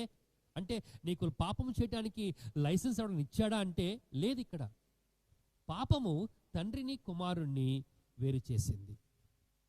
గమనిద్దామండి, ఇక్కడ క్రైస్తవుడు అలవాటుగా పాపము చేయకూడదు. ఒకవేళ క్రైస్తవుడు పొరపాటున పాపం చేస్తే క్షమాపణ కోరుకుంటాడు. 1 యోహాను పత్రిక 1వ అధ్యాయము 9వ వచనంలో రాయబడిన మాట ప్రకారంగా మనం ఆయన దగ్గరికి వస్తే మన పాపములైనా క్షమిస్తాడు. పాపము అలవాటుగా చేసేవాడికి నిజమైన రక్షణ అనుభవం లేదు అని మనం ఇక్కడ చెప్పొచ్చు. బ్రతుకుతున్న మనము పాపం యొక్క తీవ్రతను అర్థం చేసుకోవాలి. మనం ఇక్కడ పాపము తండ్రిని కుమారుణ్ణి వేరుపాటు చేసిందండి, ఇక్కడ ఎడబాటు చేసిందండి. ఇక్కడ only sin can separate the father and this son. కాబట్టి ఒక నిజ విశ్వాసిగా నీవు నేను ఈ మధ్యాహ్న కాలము జ్ఞాపకం చేసుకుందామండి. ఇక్కడ మన పాపము ఆయన మోసాడు, పాపముగా సిలువలో ఆయన వేలాడబడ్డాడు. పాపమయ్యాడు కాబట్టి తండ్రి అతన్ని విడిచిపెట్టినట్టుగా వాక్యంలో మనం చూస్తున్నాం. ఈ మధ్యాహ్న కాల సమయంలో నీవు నేను ఈ విషయాన్ని జ్ఞాపకం చేసుకుందాం. ఏ true Christian can commit sin but will never live in sin. ఒక నిజ క్రైస్తవుడు తప్పు చేస్తాడేమో కానీ పాపములో ఎన్నడూ జీవించడు. మరి నీ స్థితి ఏంటి? నువ్వు ఎక్కడ ఉంటున్నావు, ఎలాగుంటున్నావో ఒకసారి పరిశీలన చేసుకో. ఇలాంటి గుడ్ ఫ్రైడే సందేశాలు ఎన్నెన్నో నీవు విని ఉండవచ్చు, కానీ నీలో పరివర్తన లేకపోతే ఎందుకు నువ్వు ఇంకా భక్తి చేస్తున్నావో దానికి అర్థం లేకుండా అయిపోతుంది. మనము ఇక్కడ నుండి 5వ మాటలోనికి వెళ్దాము. 5వ మాట యోహాను సువార్త 19వ అధ్యాయము 28, 29 వచనాలలో మనము చదివితే అక్కడ కనబడుతుంది. యోహాను సువార్త 19వ అధ్యాయము 27, 28 వచనాలలో రాయబడింది. చూడండి, అక్కడ ఆ తరువాత 19వ అధ్యాయము 28, 29 వచనాలు. అటు తర్వాత సమస్తమును అప్పటికి సమాప్తమైనదని యేసు ఎరిగి లేఖనములు నెరవేరునట్లు నేను దప్పిగొనుచున్నానని అనెను. చిరకతో నిండి ఉన్న యొక్క పాత్ర అక్కడ పెట్టి యుండెను గనుక వారు ఒక స్పంజి చిరకతో నింపి హిస్సోపు పుడకకు తగిలించి ఆయన నోటికి దానిని అందించారు. ఈ మధ్యాహ్న కాల సమయంలో మనము చదువుతున్న ఈ 5వ మాట మనము ఎలా అర్థం చేసుకోవాలి అనంటే, మరణిస్తూ ఆయన లేఖనములను నెరవేర్చెను. యేసుక్రీస్తు ప్రభువారు మొదటి మాట నుంచి చూస్తే మనకి ఏమని అర్థమవుతుందంటే, యేసుక్రీస్తు ప్రభువారు మరణిస్తూ ఆయన క్షమించాడు, మరణిస్తూ నిత్య జీవాన్ని అనుగ్రహించాడు. 3వది, మరణిస్తూ నిస్వార్థమైన ప్రేమను ఆయన వ్యక్తం చేశారు. 4వది, మరణిస్తూ పాపం యొక్క తీవ్రతను ఆయన గుర్తించాను. 5వ మాట, మరణిస్తూ లేఖనములను ఆయన నెరవేర్చాను. ఈ మధ్యాహ్న కాల సమయంలో మరి ఈ 5వ మాటను మనము ఆలోచన చేయటానికి మనం సిద్ధపడదాం. కొద్దిగా ఆలస్యం అవుతుందని మీరు ఎవరు కంగారు పడద్దు, తొందరపడద్దు.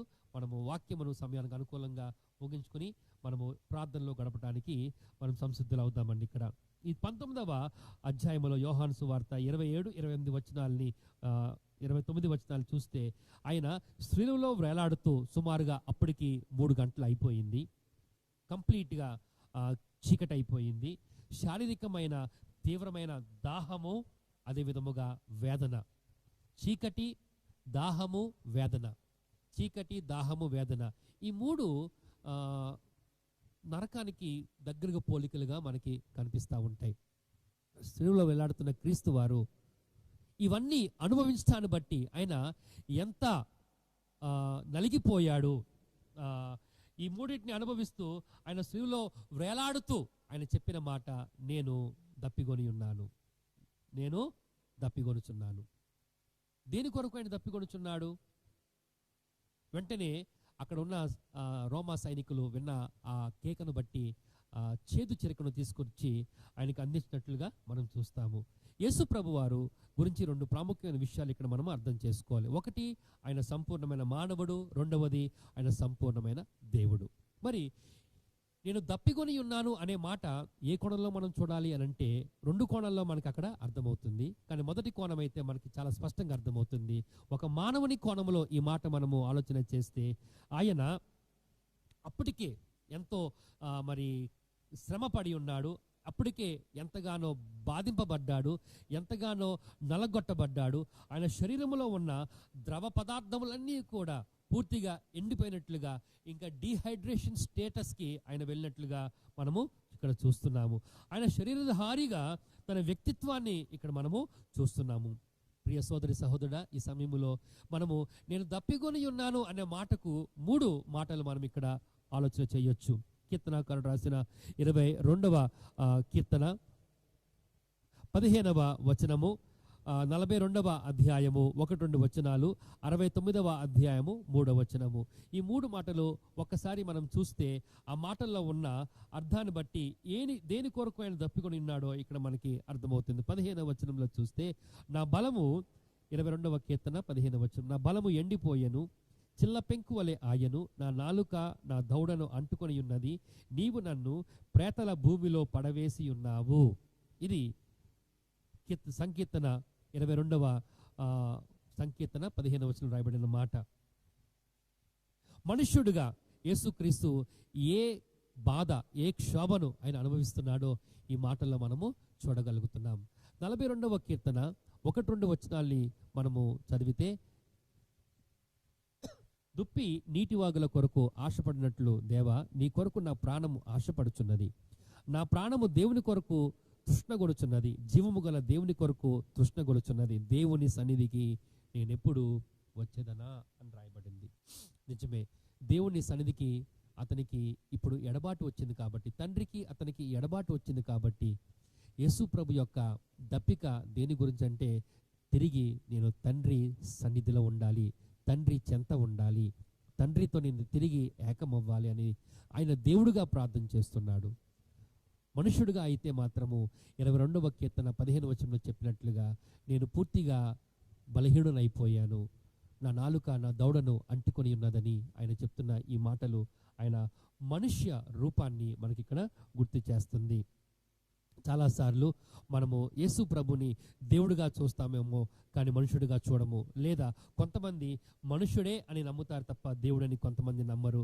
ఇప్పుడు యేసు ప్రభు మనుష్యుడుగా ఉన్నాడు, మనుష్య కుమారుడని, లేదా మానవ శరీరధారిగా ఈ లోకానికి వచ్చాడని మనము నమ్మవలసిన వారమై ఉన్నాము.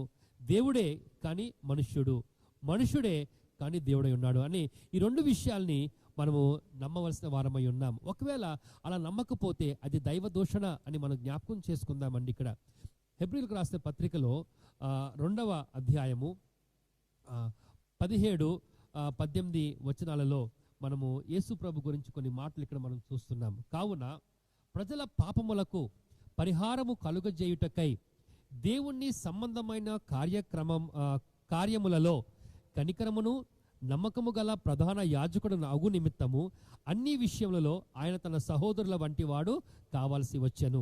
తాను శోధింపబడి శ్రమ పొందెను గనుక శోధింపబడు వారికి సహాయము చేయగలవాడై ఉన్నాడు. ఆయన ఏమై ఉన్నాడో ఈ మాట స్పష్టంగా మనకి తేటగా రాయబడి ఉన్నది. He can help anybody who is in suffering అని రాయబడిందండి. ఎందుకంటే ఒక మనుష్యుడుగా ఆయన 30 సంవత్సరములు భూమి మీద ఉన్నప్పుడు 33.5 సంవత్సరాలు బ్రతికాడు. 3.5 సంవత్సరములు పరమతండ్రి యొక్క పని మీద ఆయన తన యొక్క జీవితాన్ని కొనసాగించాడు. మొదటి 30 సంవత్సరాలు అయితే ఒక సామాన్యమైన జీవితాన్ని జీవించాడు. పేదరికాన్ని చూచాడు, ఆకలి చూచాడు, కన్నీరు చూచాడు, బాధ చూశాడు, అన్నీ చూశాడు. ఆయన మనుష్యుడుగా ఆయన ఏదైతే అనుభవించగలుగుతాడో అన్నీ ఆయన అనుభవించాడని ఈ వాటిని బట్టి మనం ఇక్కడ జ్ఞాపకం చేసుకుందామండి. ఇక్కడ కాబట్టి ఈ మధ్యాహ్న కాల సమయంలో ఈ 19వ అధ్యాయంలో, యోహాను సువార్త 19వ అధ్యాయంలో రాయబడిన మాట ప్రకారంగా దప్పిగొనుచున్నాను అనే మాట ఎందుకు పలికాడో అని మనం ఆలోచన చేస్తే, లేఖనములు నెరవేరునట్లు అని రాయబడింది. లేఖనములు నెరవేరునట్లు అని రాయబడింది. లేఖనములు నెరవేరినట్లుగా ఆయన ఆ మాట పలికినట్లుగా మనము చూస్తున్నాం. ప్రియ సోదరి సహోదరుడా, ఒక మాట ఇక్కడ మనం జ్ఞాపకం చేసుకుందామండి. ఇక్కడ మనకి వాక్యము ఎంతైనా తెలిసి ఉండొచ్చు, వాక్యము మరి నెరవేర్పు కొరకు నీ జీవితంలో నువ్వు ఎంత వాక్యాన్ని అనుసరించి జీవిస్తున్నావు? యేసు ప్రభు వారు లేఖనాలు నెరవేరినట్లుగా అని రాయబడి నేను దప్పుకొనుచున్నాను అని పలికెను. He was fulfilling every prophecy in the Bible. వాక్యమును ఆయన బాగా ఎరిగి ఉన్నాడు. ఈ కోణంలో మనం ఆలోచన చేస్తే ఆయన మరణిస్తూ లేఖనాలను ఆయన నెరవేరుస్తున్నాడు. మరి జీవిస్తున్న నీవు దేవుని వాక్యాన్ని ఎంత నీ జీవితానికి అన్వయించుకుంటున్నావు? సోదరి సహోదరుడా, ఈ మధ్యాహ్న కాల సమయంలో జ్ఞాపకం చేసుకుందాం. దేవుని వాక్యాన్ని నీ జీవితానికి నువ్వు ఎంత అన్వయించుకుంటున్నావు? ఈ లోకంలో దేవుని వాక్యమును బాగా ఎరిగిన వ్యక్తి ఎవరో మీకు తెలుసా? అపవాది. దేవుని వాక్యాన్ని నీకంటే నాకంటే బాగా ఎరిగి ఉన్నాడు. యేసుక్రీస్తు ప్రభువారు మత్తయి సువార్త 4వ అధ్యాయంలో 1 నుండి 11 వచనాలను మనం చూస్తే అపవాది ఎంతగానో యేసు ప్రభుని శోధించింది. యేసు ప్రభుని ఎంతగానో శోధించాడు.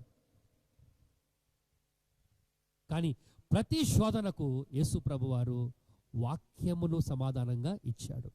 Praise the lord. ఈ మధ్యాహ్న కాల సమయంలో ఈ మాటలు ఆలోచిస్తుండగా మనము వాక్యం ఎరిగిన వారమే ఉన్నాం. మరి వాక్యాన్ని ఆచరించి మనం జీవిస్తున్నామా? ఆయన వాక్యము ఎరిగి లేఖనాలు నెరవేరినట్లుగా నేను దప్పికొని ఉన్నానని సిలువలో 5వ మాటగా ఆయన పలికాడు. సోదరి సహోదరుడా, ప్రియ సంగమా, ప్రియ కుటుంబమా, ఈ మధ్యాహ్న కాలము ఎంతకాలము మనము ఈ భూమి మీద బ్రతుకుతామో తెలియదు, కానీ బ్రతికినంత కాలము మనం వాక్యానుసారంగా బ్రతకాలి. వాక్యము మన జీవితంలో నెరవేర్చాలి అని మనము ఒక తీర్మానంతో బ్రతకాలి. అప్పుడు మనకి దేవుడిచ్చిన ఈ జీవితం యొక్క విలువను మనము తెలుసుకుంటాం. I will live to fulfil the word of God in my life అని ఒక తీర్మానం తీసుకుందామండి. ఇక్కడ యేసు ప్రభు వారు ప్రతి లేఖనాన్ని ఆయన నెరవేర్చాడు. సుమారుగా 300 పై చిలుక ప్రవచనాలు ఉన్నాయి. ఆయన తన మరణము ద్వారా వాటన్నిటినీ నెరవేర్చినట్లుగా పరిశుద్ధ గ్రంథంలో మనకి ఆధారాలు కనిపిస్తున్నాయి. 6వ మాటగా మనము ఆలోచన చేసే ముందుగా మరొకసారి 4-5 మాటలు మనము ఏదైతే ధ్యానం చేసామో ఒక్కసారి రివైజ్ చేసుకుందాం. మొదటి మాట, ఆయన మరణిస్తూ క్షమించాడు. 2వ మాట, ఆయన మరణిస్తూ నిత్య జీవాన్ని అనుగ్రహించాడు. 3వ మాట, ఆయన మరణిస్తూ నిస్వార్థమైన ప్రేమను ఆయన వ్యక్తపరిచాడు. ఆయన మరణిస్తూ పాపం యొక్క తీవ్రతను ఆయన గుర్తించాడు. 5వదిగా ఆయన మరణిస్తూ లేఖనములను ఆయన నెరవేర్చాడు. 6వ మాటగా ఆయన అప్పగింపబడినను పనిని ముగించి మరణించాడు. ఆయనకి ఏ పని అయితే అప్పగించబడిందో ఆ పని ఆయన ముగించి ఆయన మరణించాను. ఆ మాట మనము చదువుకుందాం. యోహాను సువార్త 19వ అధ్యాయము 30వ వచనము. యేసు ఆ చిరక పుచ్చుకొని సమాప్తమైనదని చెప్పి తల వంచి ఆత్మను అప్పగించాను. Praise the lord. ఈ మధ్యాహ్న కాల సమయంలో ఈ మాట మనం జ్ఞాపకం చేసుకుందాము. యేసుక్రీస్తు ప్రభువారు ఈ 6వ మాట సమాప్తమైనది అని పలికిన ఆ మాట సంపూర్ణతను జ్ఞాపకం చేస్తుంది. సంపూర్ణతను జ్ఞాపకం చేస్తుంది. ఈ 6వ మాట ఒక విజయశాలిగా, జయశాలిగా, ఒక విజయోస్తుడుగా, ఎ విక్టోరియస్ క్రై అని మనం చెప్పొచ్చు. సిలువలో ఆయన పలికిన మాట. It was a cry of a victory. Mission is completed. ఏమి సమాప్తం చేశాడు ఆయన? ఏ అంశాల్ని యేసు ప్రభు సమాప్తం చేశాడు? యేసు ప్రభు శిలువ మరణము ద్వారా ఎన్నో కార్యాలు సమాప్తమైనవి. అవేంటనేది మనం క్లుప్తంగా ఒకసారి చూద్దాం. సాతాను క్రియలు లయమైపోయాయి. మొదటిది, సాతాను క్రియలు లయమైపోయాయి. సాతాను ఓడిపోయాడు. ఓడిపోయిన ఒక శత్రుగా అక్కడ మనకు కనిపిస్తున్నాడు. మొదటి యోహాను పత్రిక 3వ అధ్యాయము 8వ వచనాన్ని మనము చదవగా అక్కడ రాయబడిన మాట, మొదటి యోహాను పత్రిక 3వ అధ్యాయము 8వ వచనము. యోహాను పత్రిక 3వ అధ్యాయం. అపవాది మొదటి నుండి పాపము చేయుచున్నాడు గనుక పాపము చేయువాడు అపవాది సంబంధి. అపవాది యొక్క క్రియలను లయపరచుటకే దేవుని కుమారుడు ప్రత్యక్షమాయను. ఇప్పుడు ఏమి సమాప్తం చేశారు సిలువలో క్రీస్తు ప్రభువారు? అపవాది యొక్క క్రియలు. అపవాది క్రియలు ఏంటి అని మనం చూస్తే మరణము, నరకము. యేసు అపవాది లయము చేయటమును బట్టి ఇక్కడ మనకి ఏమి కలుగుతుందంటే మనకి అపవాది మీద జయము మనకి కలుగుతుంది.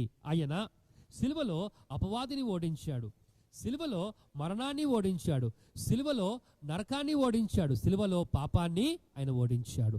ఇది సమాప్తమైనదని యేసు ప్రభు వారు బిగ్గరగా, విజయశాలిగా, విక్టోరియస్ పర్సన్ ఆయన వేసిన కేక.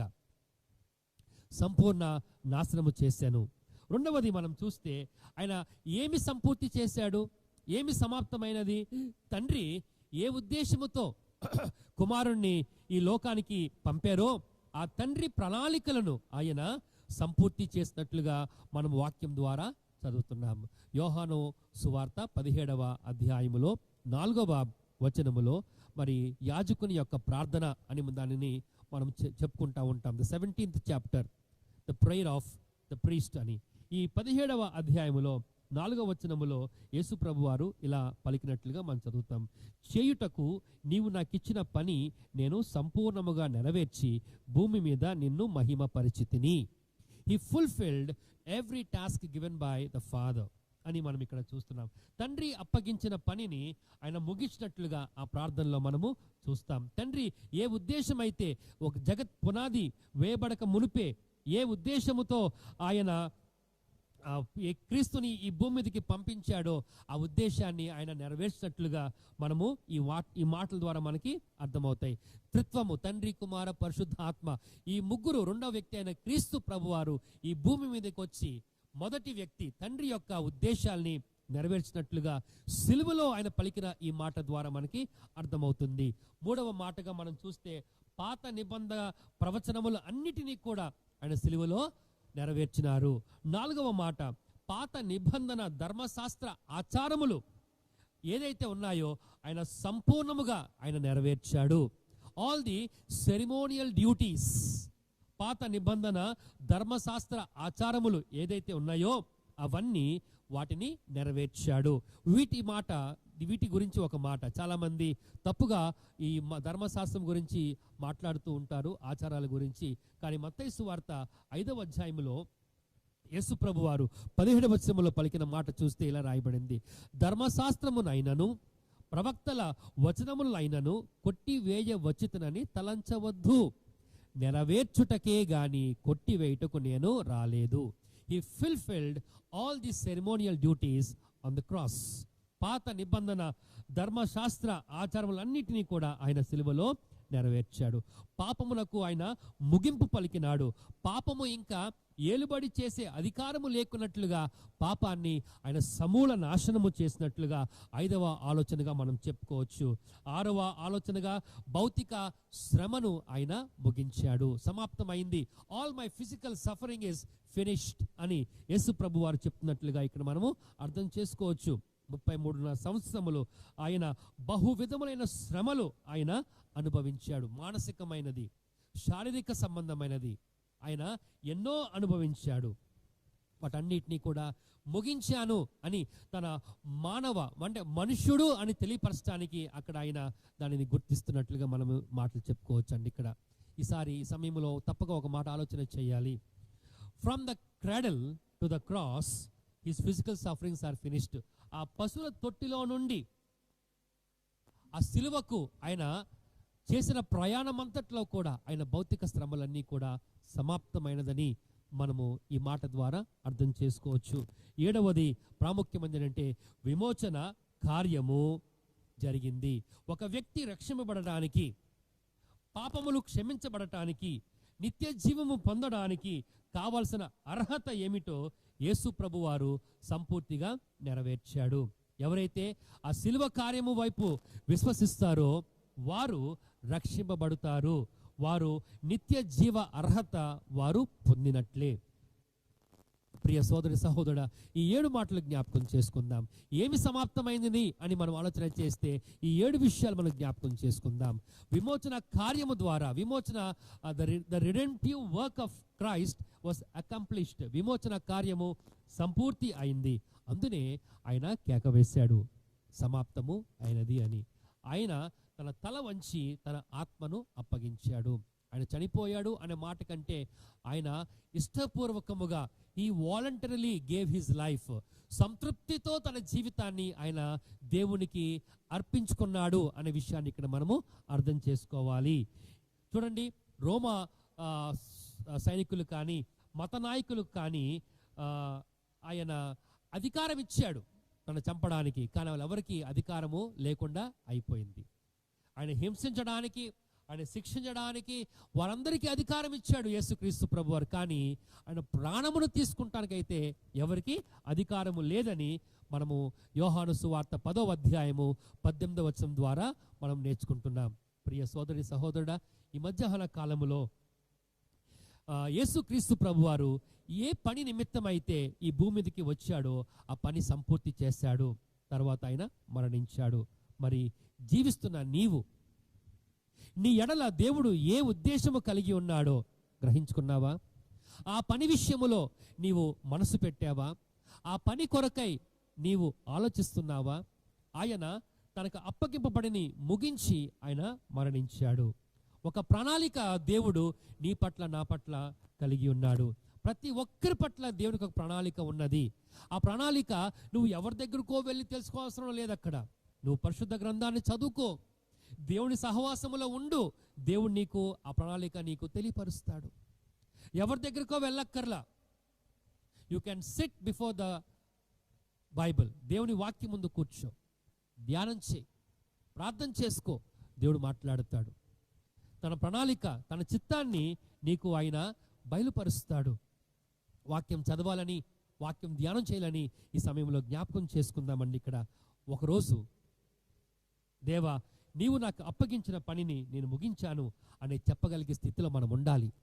యేసుక్రీస్తు ప్రభువారి యొక్క 6వ మాట ద్వారా మనకి నేపబడుతున్న పాఠం ఏంటంటే, ఆయన ఎలాగైతే అప్పగింపబడిన పనిని ఆయన ముగించి మరణించాడో, మనకు దేవుడు అప్పగిస్తున్న పనిని మనము ముగించుకుని ఈ లోక యాత్రను మనం ముగించే వారముగా ఉండాలి. అట్టి సిద్ధపాటు మనకి దేవుడు అనుగ్రహించునుగాక. 7వ మాట మనము క్లుప్తంగా ధ్యానం చేద్దాము.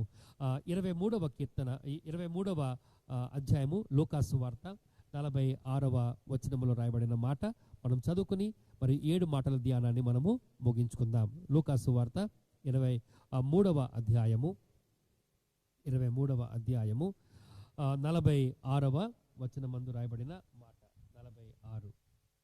అప్పుడు యేసు గొప్ప శబ్దముతో కేకవేసి, తండ్రి నీ చేతికి నా ఆత్మను అప్పగించుకొనుచున్నాను. ఆయన ఇలాగు చెప్పి ప్రాణము విడిచెను అనే మాట ఇక్కడ మనం చూస్తున్నాం. మరణిస్తూనే తండ్రికి తాను ఆయన అప్పగించుకుంటున్నాడు. మరణిస్తూనే తండ్రికి తాను అప్పగించుకుంటున్నాడు. ఒకసారి 7 మాటలు చూద్దాము. మొదటి మాట, మరణిస్తూ క్షమిస్తున్నాడు, మరణిస్తూ నిత్య జీవాన్ని అనుగ్రహించాడు, మరణిస్తూ నిస్వార్థమైన ప్రేమను కనబర్చాడు, మరణిస్తూ పాపం యొక్క తీవ్రతను గుర్తించాడు, మరణిస్తూ లేఖనాలు నెరవేర్చాడు, అప్పగింపబడిన పనిని ముగించి ఆయన మరణించాను. 7వ మాట, మరణిస్తూ తండ్రికే తాను అప్పగించుకున్నాడు. తండ్రి చిత్తానుసారంగా ప్రభువారు జీవించాడు, పని చేశాడు, చివరకు తన ప్రాణము కూడా అప్పగించాడు. తండ్రితో ఇప్పుడు ఎడబాటు ముగిసిపోయింది. 4వ మాట దగ్గర వచ్చిన ఎడబాటు ఇప్పుడు లేదు, పోయింది. తండ్రితో ఎడబాటు ముగిసింది. మానవుల పాపమే తండ్రి కుమారుల యొక్క మధ్య ఎడబాటును తీసుకుని వచ్చినట్లుగా మనం ఇక్కడ చూస్తున్నాము. తండ్రి మీద ఆయన ఆధారపడ్డాడు. ఈ ఆఖరి మాట యొక్క అర్థం ఏంటంటే, తండ్రి మీద ఆయన ఆధారపడుతున్నాడు. కేవలము మరణ సమయంలోనే కాదు, పునరుద్ధాన సమయంలో కూడా ఆయన తండ్రి మీద ఆధారపడినట్లుగా మనం అక్కడ చూస్తున్నాము. ఇప్పుడు ఒక ఆలోచన చేద్దామండి. ఇక్కడ ఒక విషయాన్ని మనం ఆలోచన చేయాలి, గమనించాలి, అర్థం చేసుకోవాలి. ఆయన మరణములో తండ్రి పాత్ర ఉంది, కుమారుని పాత్ర ఉన్నది, పరిశుద్ధాత్మ పాత్ర కూడా ఉన్నది. అలాగే ఆయన పునరుద్ధానములో కూడా తండ్రి పాత్ర, కుమారుని పాత్ర, పరిశుద్ధాత్మ పాత్ర ఉన్నది అని మనం ఇక్కడ గమనించాలండి. ఇక్కడ తండ్రితో ఏకమైన సందర్భము వచ్చింది కాబట్టి 7వ మాట ఆయన తెలియపరుస్తున్నాడు. ఏమని తెలియపరుస్తున్నాడు? తండ్రి, నీ చేతికి నా ఆత్మను అప్పగించుచున్నాడు. ఎడబాటు పోయింది, తిరిగి ఏకమయ్యే సందర్భం వచ్చింది కాబట్టి తండ్రితో ఆయన ఈ మాట చెప్తున్నాడు. ఈ మధ్యాహ్న కాల సమయంలో ఈ మాట పలకగానే లూకాసు వార్త 23వ అధ్యాయం 45వ వచనానికి మనము చూస్తే అక్కడ ఏం రాయబడంటే, సూర్యుడు అదృశ్యమాయను, గర్భాలయపు తెర నడిమికి చినిగెను. The cloth was torn between the 6th and the 7th word. 6వ మాట 7వ మాట మధ్య తెర చినిగిపోయినట్లుగా మనం ఇక్కడ చూస్తున్నాము. తెర చినిగిపోవటం అంటే అర్థం ఏంటి? పాత నిబంధన గ్రంథ ప్రకారంగా చూస్తే ఎవరైనా సరే దేవుని దగ్గరికి మరి ప్రత్యక్షంగా వెళ్ళవలసి వస్తే వాళ్ళు మా పరిశుద్ధ స్థలం దగ్గరికే వెళ్ళాలి. అతి పరిశుద్ధ స్థలానికి వెళ్ళటానికి వీలు లేకున్నట్లుగా తెర అడ్డంగా ఉండేది. ఇప్పుడు క్రీస్తు యొక్క మరణము ద్వారా ఆ తెర చినిగిపోవటం అనేది చూస్తున్నాము. ఎవరు చింపారు దీన్ని? తండ్రియే దానిని చింపివేసినాడు, దాన్ని పూర్తిగా తొలగించి వేసినాడు. The death of Jesus, the cross of Jesus, మనుషుడు దేవుడి దగ్గరికి వెళ్ళే ఆటంకాన్ని తొలగించేసింది. ఇక్కడ దేవునికి ఉన్న అధికారాన్ని బట్టి ఆ తెరను ఆయన చించివేసినాడు. ఇప్పుడు మనకి పాత నిబంధన గ్రంథ ప్రకారంగా చూస్తే బలిపీఠముతో మనకి ఎలాంటి సంబంధము లేదు. రెండవది ఆలోచన చేస్తే మధ్యవర్తులతో ఇంకా మనకి సంబంధము లేదు. ఇప్పుడు కేవలము దేవునితోనే మనకి సంబంధము. ఈ సంబంధము ఎలా మనకి కుదర్చబడిందంటే క్రీస్తు మరణము ద్వారా. క్రీస్తు మరణము ద్వారా నీకు నాకు దేవునితో సంబంధము కుదర్చబడిందని మనం జ్ఞాపకం చేసుకుందాం. మరి ఇక్కడ మనం ఎలా ఈ వాక్యాన్ని లేదా ఈ మాటను అన్వయించుకోవచ్చు మనం అంటే, ఎప్పుడైతే మనము దేవుని మీద ఆధారపడతామో మన మన మన యొక్క కార్యములు దేవుడు సఫలపరుస్తాడు. క్రీస్తు మనుష్యుడుగా ఒకవేళ సిలువలో వేలాడినను ఆయన తండ్రి మీద ఆధారపడ్డాడు కాబట్టి సిలువ కార్యాన్ని ఆయన జరిగించగలిగాడు. So let us remember this, let us depend upon our father. మరణ పర్యంతరము కూడా దేవుని మీదనే ఆయన ఆధారపడుతూ జీవించాడు. టిల్ ద లాస్ట్ ఎండ్, ఆఖరి ఊపిరి వరకు కూడా క్రీస్తు తండ్రి మీదే ఆధారపడ్డాడు. ఈ మాట నీవు నేను చాలా జాగ్రత్తగా అర్థం చేసుకోవాలండి. ఇక్కడ ఈ రోజుల్లో మనము దేని మీద ఆధారపడుతున్నాము? What are you depending upon? ఇప్పుడు చూస్తే మన పరిస్థితులు అంతా కూడా ప్రతికూలంగా కనిపిస్తున్నాయి. ఈ కరోనా మహమ్మారి ద్వారా అంతా కూడా గందరగోళం అయిపోయింది. అయినా మనం భయపడక్కర్లేదు. ఇక్కడ తండ్రి మీద ఆధారపడి ఉన్నాము కాబట్టి పరిస్థితులన్నిటినీ కూడా ఒకరోజు చక్కబడతాయనే విశ్వాసం మనం కలిగి ఉందాం. దేనికి మనము భయపడాల్సిన అవసరం లేదని మనం జ్ఞాపకం చేసుకుందాం. మనము కూడా చివరి ఊపిరి వరకు మన తండ్రి మీదే ఆధారపడాలి. మనము తండ్రి మీదనే ఆధారపడాలి. ఈ మధ్యాహ్న కాల సమయము మరి ఈ విధముగా ఈ 7 మాటల యొక్క ధ్యానములో మన ముందు ఉంచబడిన ఈ ఆలోచనలన్నిటినీ కూడా మనం జాగ్రత్తగా ఆలోచన చేద్దాం. మరొకసారి ఆ 7 మాటల యొక్క సారాంశాన్ని మనము క్లుప్తంగా ఒక్కసారి తలపోసుకుని ముగించుకుందాం. మొదటి మాట, యేసు ప్రభు వారు మరణిస్తూనే క్షమించాడు. మరి మనం ఎలాగున్నాము? జీవిస్తున్న మనము క్షమించగలుగుతున్నామో లేదో ఆలోచన చేద్దాం. రెండవది, మరణిస్తూనే ఆయన నిత్య జీవాన్ని అనుగ్రహించాడు. జీవిస్తున్న మనము ఆ నిత్య జీవాన్ని ఎంతమందికి పరిచయం చేశాం? మనము to how many did we introduce Jesus? ఎంతమందికి? మూడవది, నిస్వార్థమైన ప్రేమను ఆయన వ్యక్తపరిచాడు. మరణిస్తూనే he showed unselfish love even at the time of his death. నిస్వార్థమైన ప్రేమను ఆయన కనబర్చాడు. నాలుగవది, మరణిస్తూనే పాపం యొక్క తీవ్రతను ఆయన గుర్తించాడు. Let us remember, sin is very powerful. జీవిస్తున్న నీవు పాపములో కాదు జీవించాలి, క్రీస్తులో జీవించాలి. నీ కొరకు ప్రాణం పెట్టాడు, నీ కొరకు మరణించాడు, నీ కొరకు బలిపశు అయ్యాడు, నీ కొరకు తన సమస్తమును తన సర్వమును అర్పించుకున్నాడు. సోదరి సహోదరుడా, విడిచిపెట్టవా పాపాన్ని? ఇంకా దయించి ఒకసారి ఆలోచన చేయి. ఐదవదిగా, మరణిస్తూ లేఖనమును నెరవేర్చాడు. పరిశుద్ధ గ్రంథాన్ని చదివాము, ధ్యానం చేశాము, అని చెప్పిన దానికంటే వాక్యానుసారంగా జీవించడానికి ప్రయాసపడదాం. వాక్యమును మన జీవితంలో నెరవేరునట్లుగా ఆయన కొరకు మనం ఫలిద్దాం. 6వదిగా అప్పగింపబడిని ఆయన ముగించి మరణించాడు. Whatever task was assign to him he fulfilled it. ప్రియ సోదర సహోదరుడా, మనకి దేవుడు ఒక గొప్ప కమిషన్ ఇచ్చాడు. దానిని నెరవేర్చి మన పట్ల దేవుని ప్రణాళిక ఏమై ఉన్నదో దానిని మనము సంపూర్తి చేయడానికి ప్రయాసపడదాం. మరణిస్తూనే తండ్రికి తానే అప్పగించుకున్నాడు. He himself committed himself to the father. తాను తండ్రికే అప్పగించుకున్నాడు. తండ్రి మీద ఆధారపడ్డాడు. ప్రియ సోదర సహోదరుడా, కుటుంబమా, సంఘమా, మనమందరము తండ్రి మీద ఆధారపడదాం. తండ్రి మీద ఎప్పుడైతే మనం మన మనసు నిలుపుతామో మన జీవితాలు నెమ్మదితో, ప్రశాంతతో నింపబడతాయి. ప్రార్థన చేసుకుందాం. తలలు వంచండి. నమ్మదగిన దేవ, పరిశుద్ధుడా, నీకు వందనాలు చెల్లిస్తున్నాము. ఈ మధ్యాహ్న కాలము మరి మీరు మాకు ఈ వాక్యమును ధ్యానం చేయడానికి ఇచ్చిన సహాయం బట్టి వందనాలు ప్రభువా. ఈ 7 మాటలు మా ముందుంచి ఈ తలంపులు మేము పంచుకుంటానికి మమ్మల్ని బలపరిచినందుకు వందనాలు. నీ ప్రియ కుమారుణ్ణి మా కొరకు పంపారు. నీ ప్రియ కుమారుని ద్వారా మాకు రక్షణ భాగ్యం ఇచ్చారు. మాకు పాప క్షమాపణ ఇచ్చారు ప్రభువా. నిత్య రాజ్య వారసునిగా మమ్మల్ని చేసుకున్నందుకు నీకు స్తోత్రాలు చెల్లిస్తున్నాం తండ్రి. నీవు కనబరిచిన ఈ లక్షణాల అన్నిటినీ కూడా మేము కలిగి ఉండడానికి మమ్మల్ని బలపరిచిన నాయన. నామకార్థమైన క్రైస్తవ భక్తిని విడిచిపెట్టి వాక్యానుసారమైన భక్తిని మేము కలిగి ఉండడానికి మమ్మల్ని బలపరచు తండ్రి. సహాయం చేయండి నాయన. మా జీవితాలలో ఎన్నో ఇలాంటి గుడ్ ఫ్రైడే సర్వీసెస్, దేవా, వాక్యోపదేశాలు ఎన్నో వింటూ వచ్చాము. కానీ మార్పు చెందక దేవ, ఒకవేళ మేము కఠినాత్మలై ఉంటే ప్రభువా మమ్మల్ని సంధించుడు ఆయన. మాకు ఇస్తున్న అవకాశాన్ని మేము చేజార్చుకున్నట్లుగా ప్రభువా నీ పాదముల చెంత చేరి మా రోత బ్రతుకును, మా పాపపు బ్రతుకును ఒప్పుకుంటానికి పరిశుద్ధాత్మ దేవుడుగా ప్రతి ఒక్కరిని కూడా సంధించుకుని అడుగుతున్నాం. సమస్త మహిమను, ఘనతను, ప్రభావములు కేవలం నీకు మాత్రమే కలుగునట్లుగా ప్రభువా మమ్మల్ని అందరినీ కూడా ఫలింపచేయి స్థితిలోనికి నడిపించమని, నీవు మాత్రమే మహిమ పొందుకోమని క్రీస్తు యేసు అడిగి వేడుకుంటున్నాం తండ్రి. ఆమేన్. అందరికీ వందనాలండి. తిరిగి ప్రభు చిత్తమైతే మళ్ళీ 2 గంటలకు మనము లైవ్లో కలుసుకుందాం. అప్పటి వరకు మరి కుటుంబాలుగా ఉన్న మీరు ప్రార్థన చేయాల్సిందిగా మీకు మనవి చేస్తున్నాను.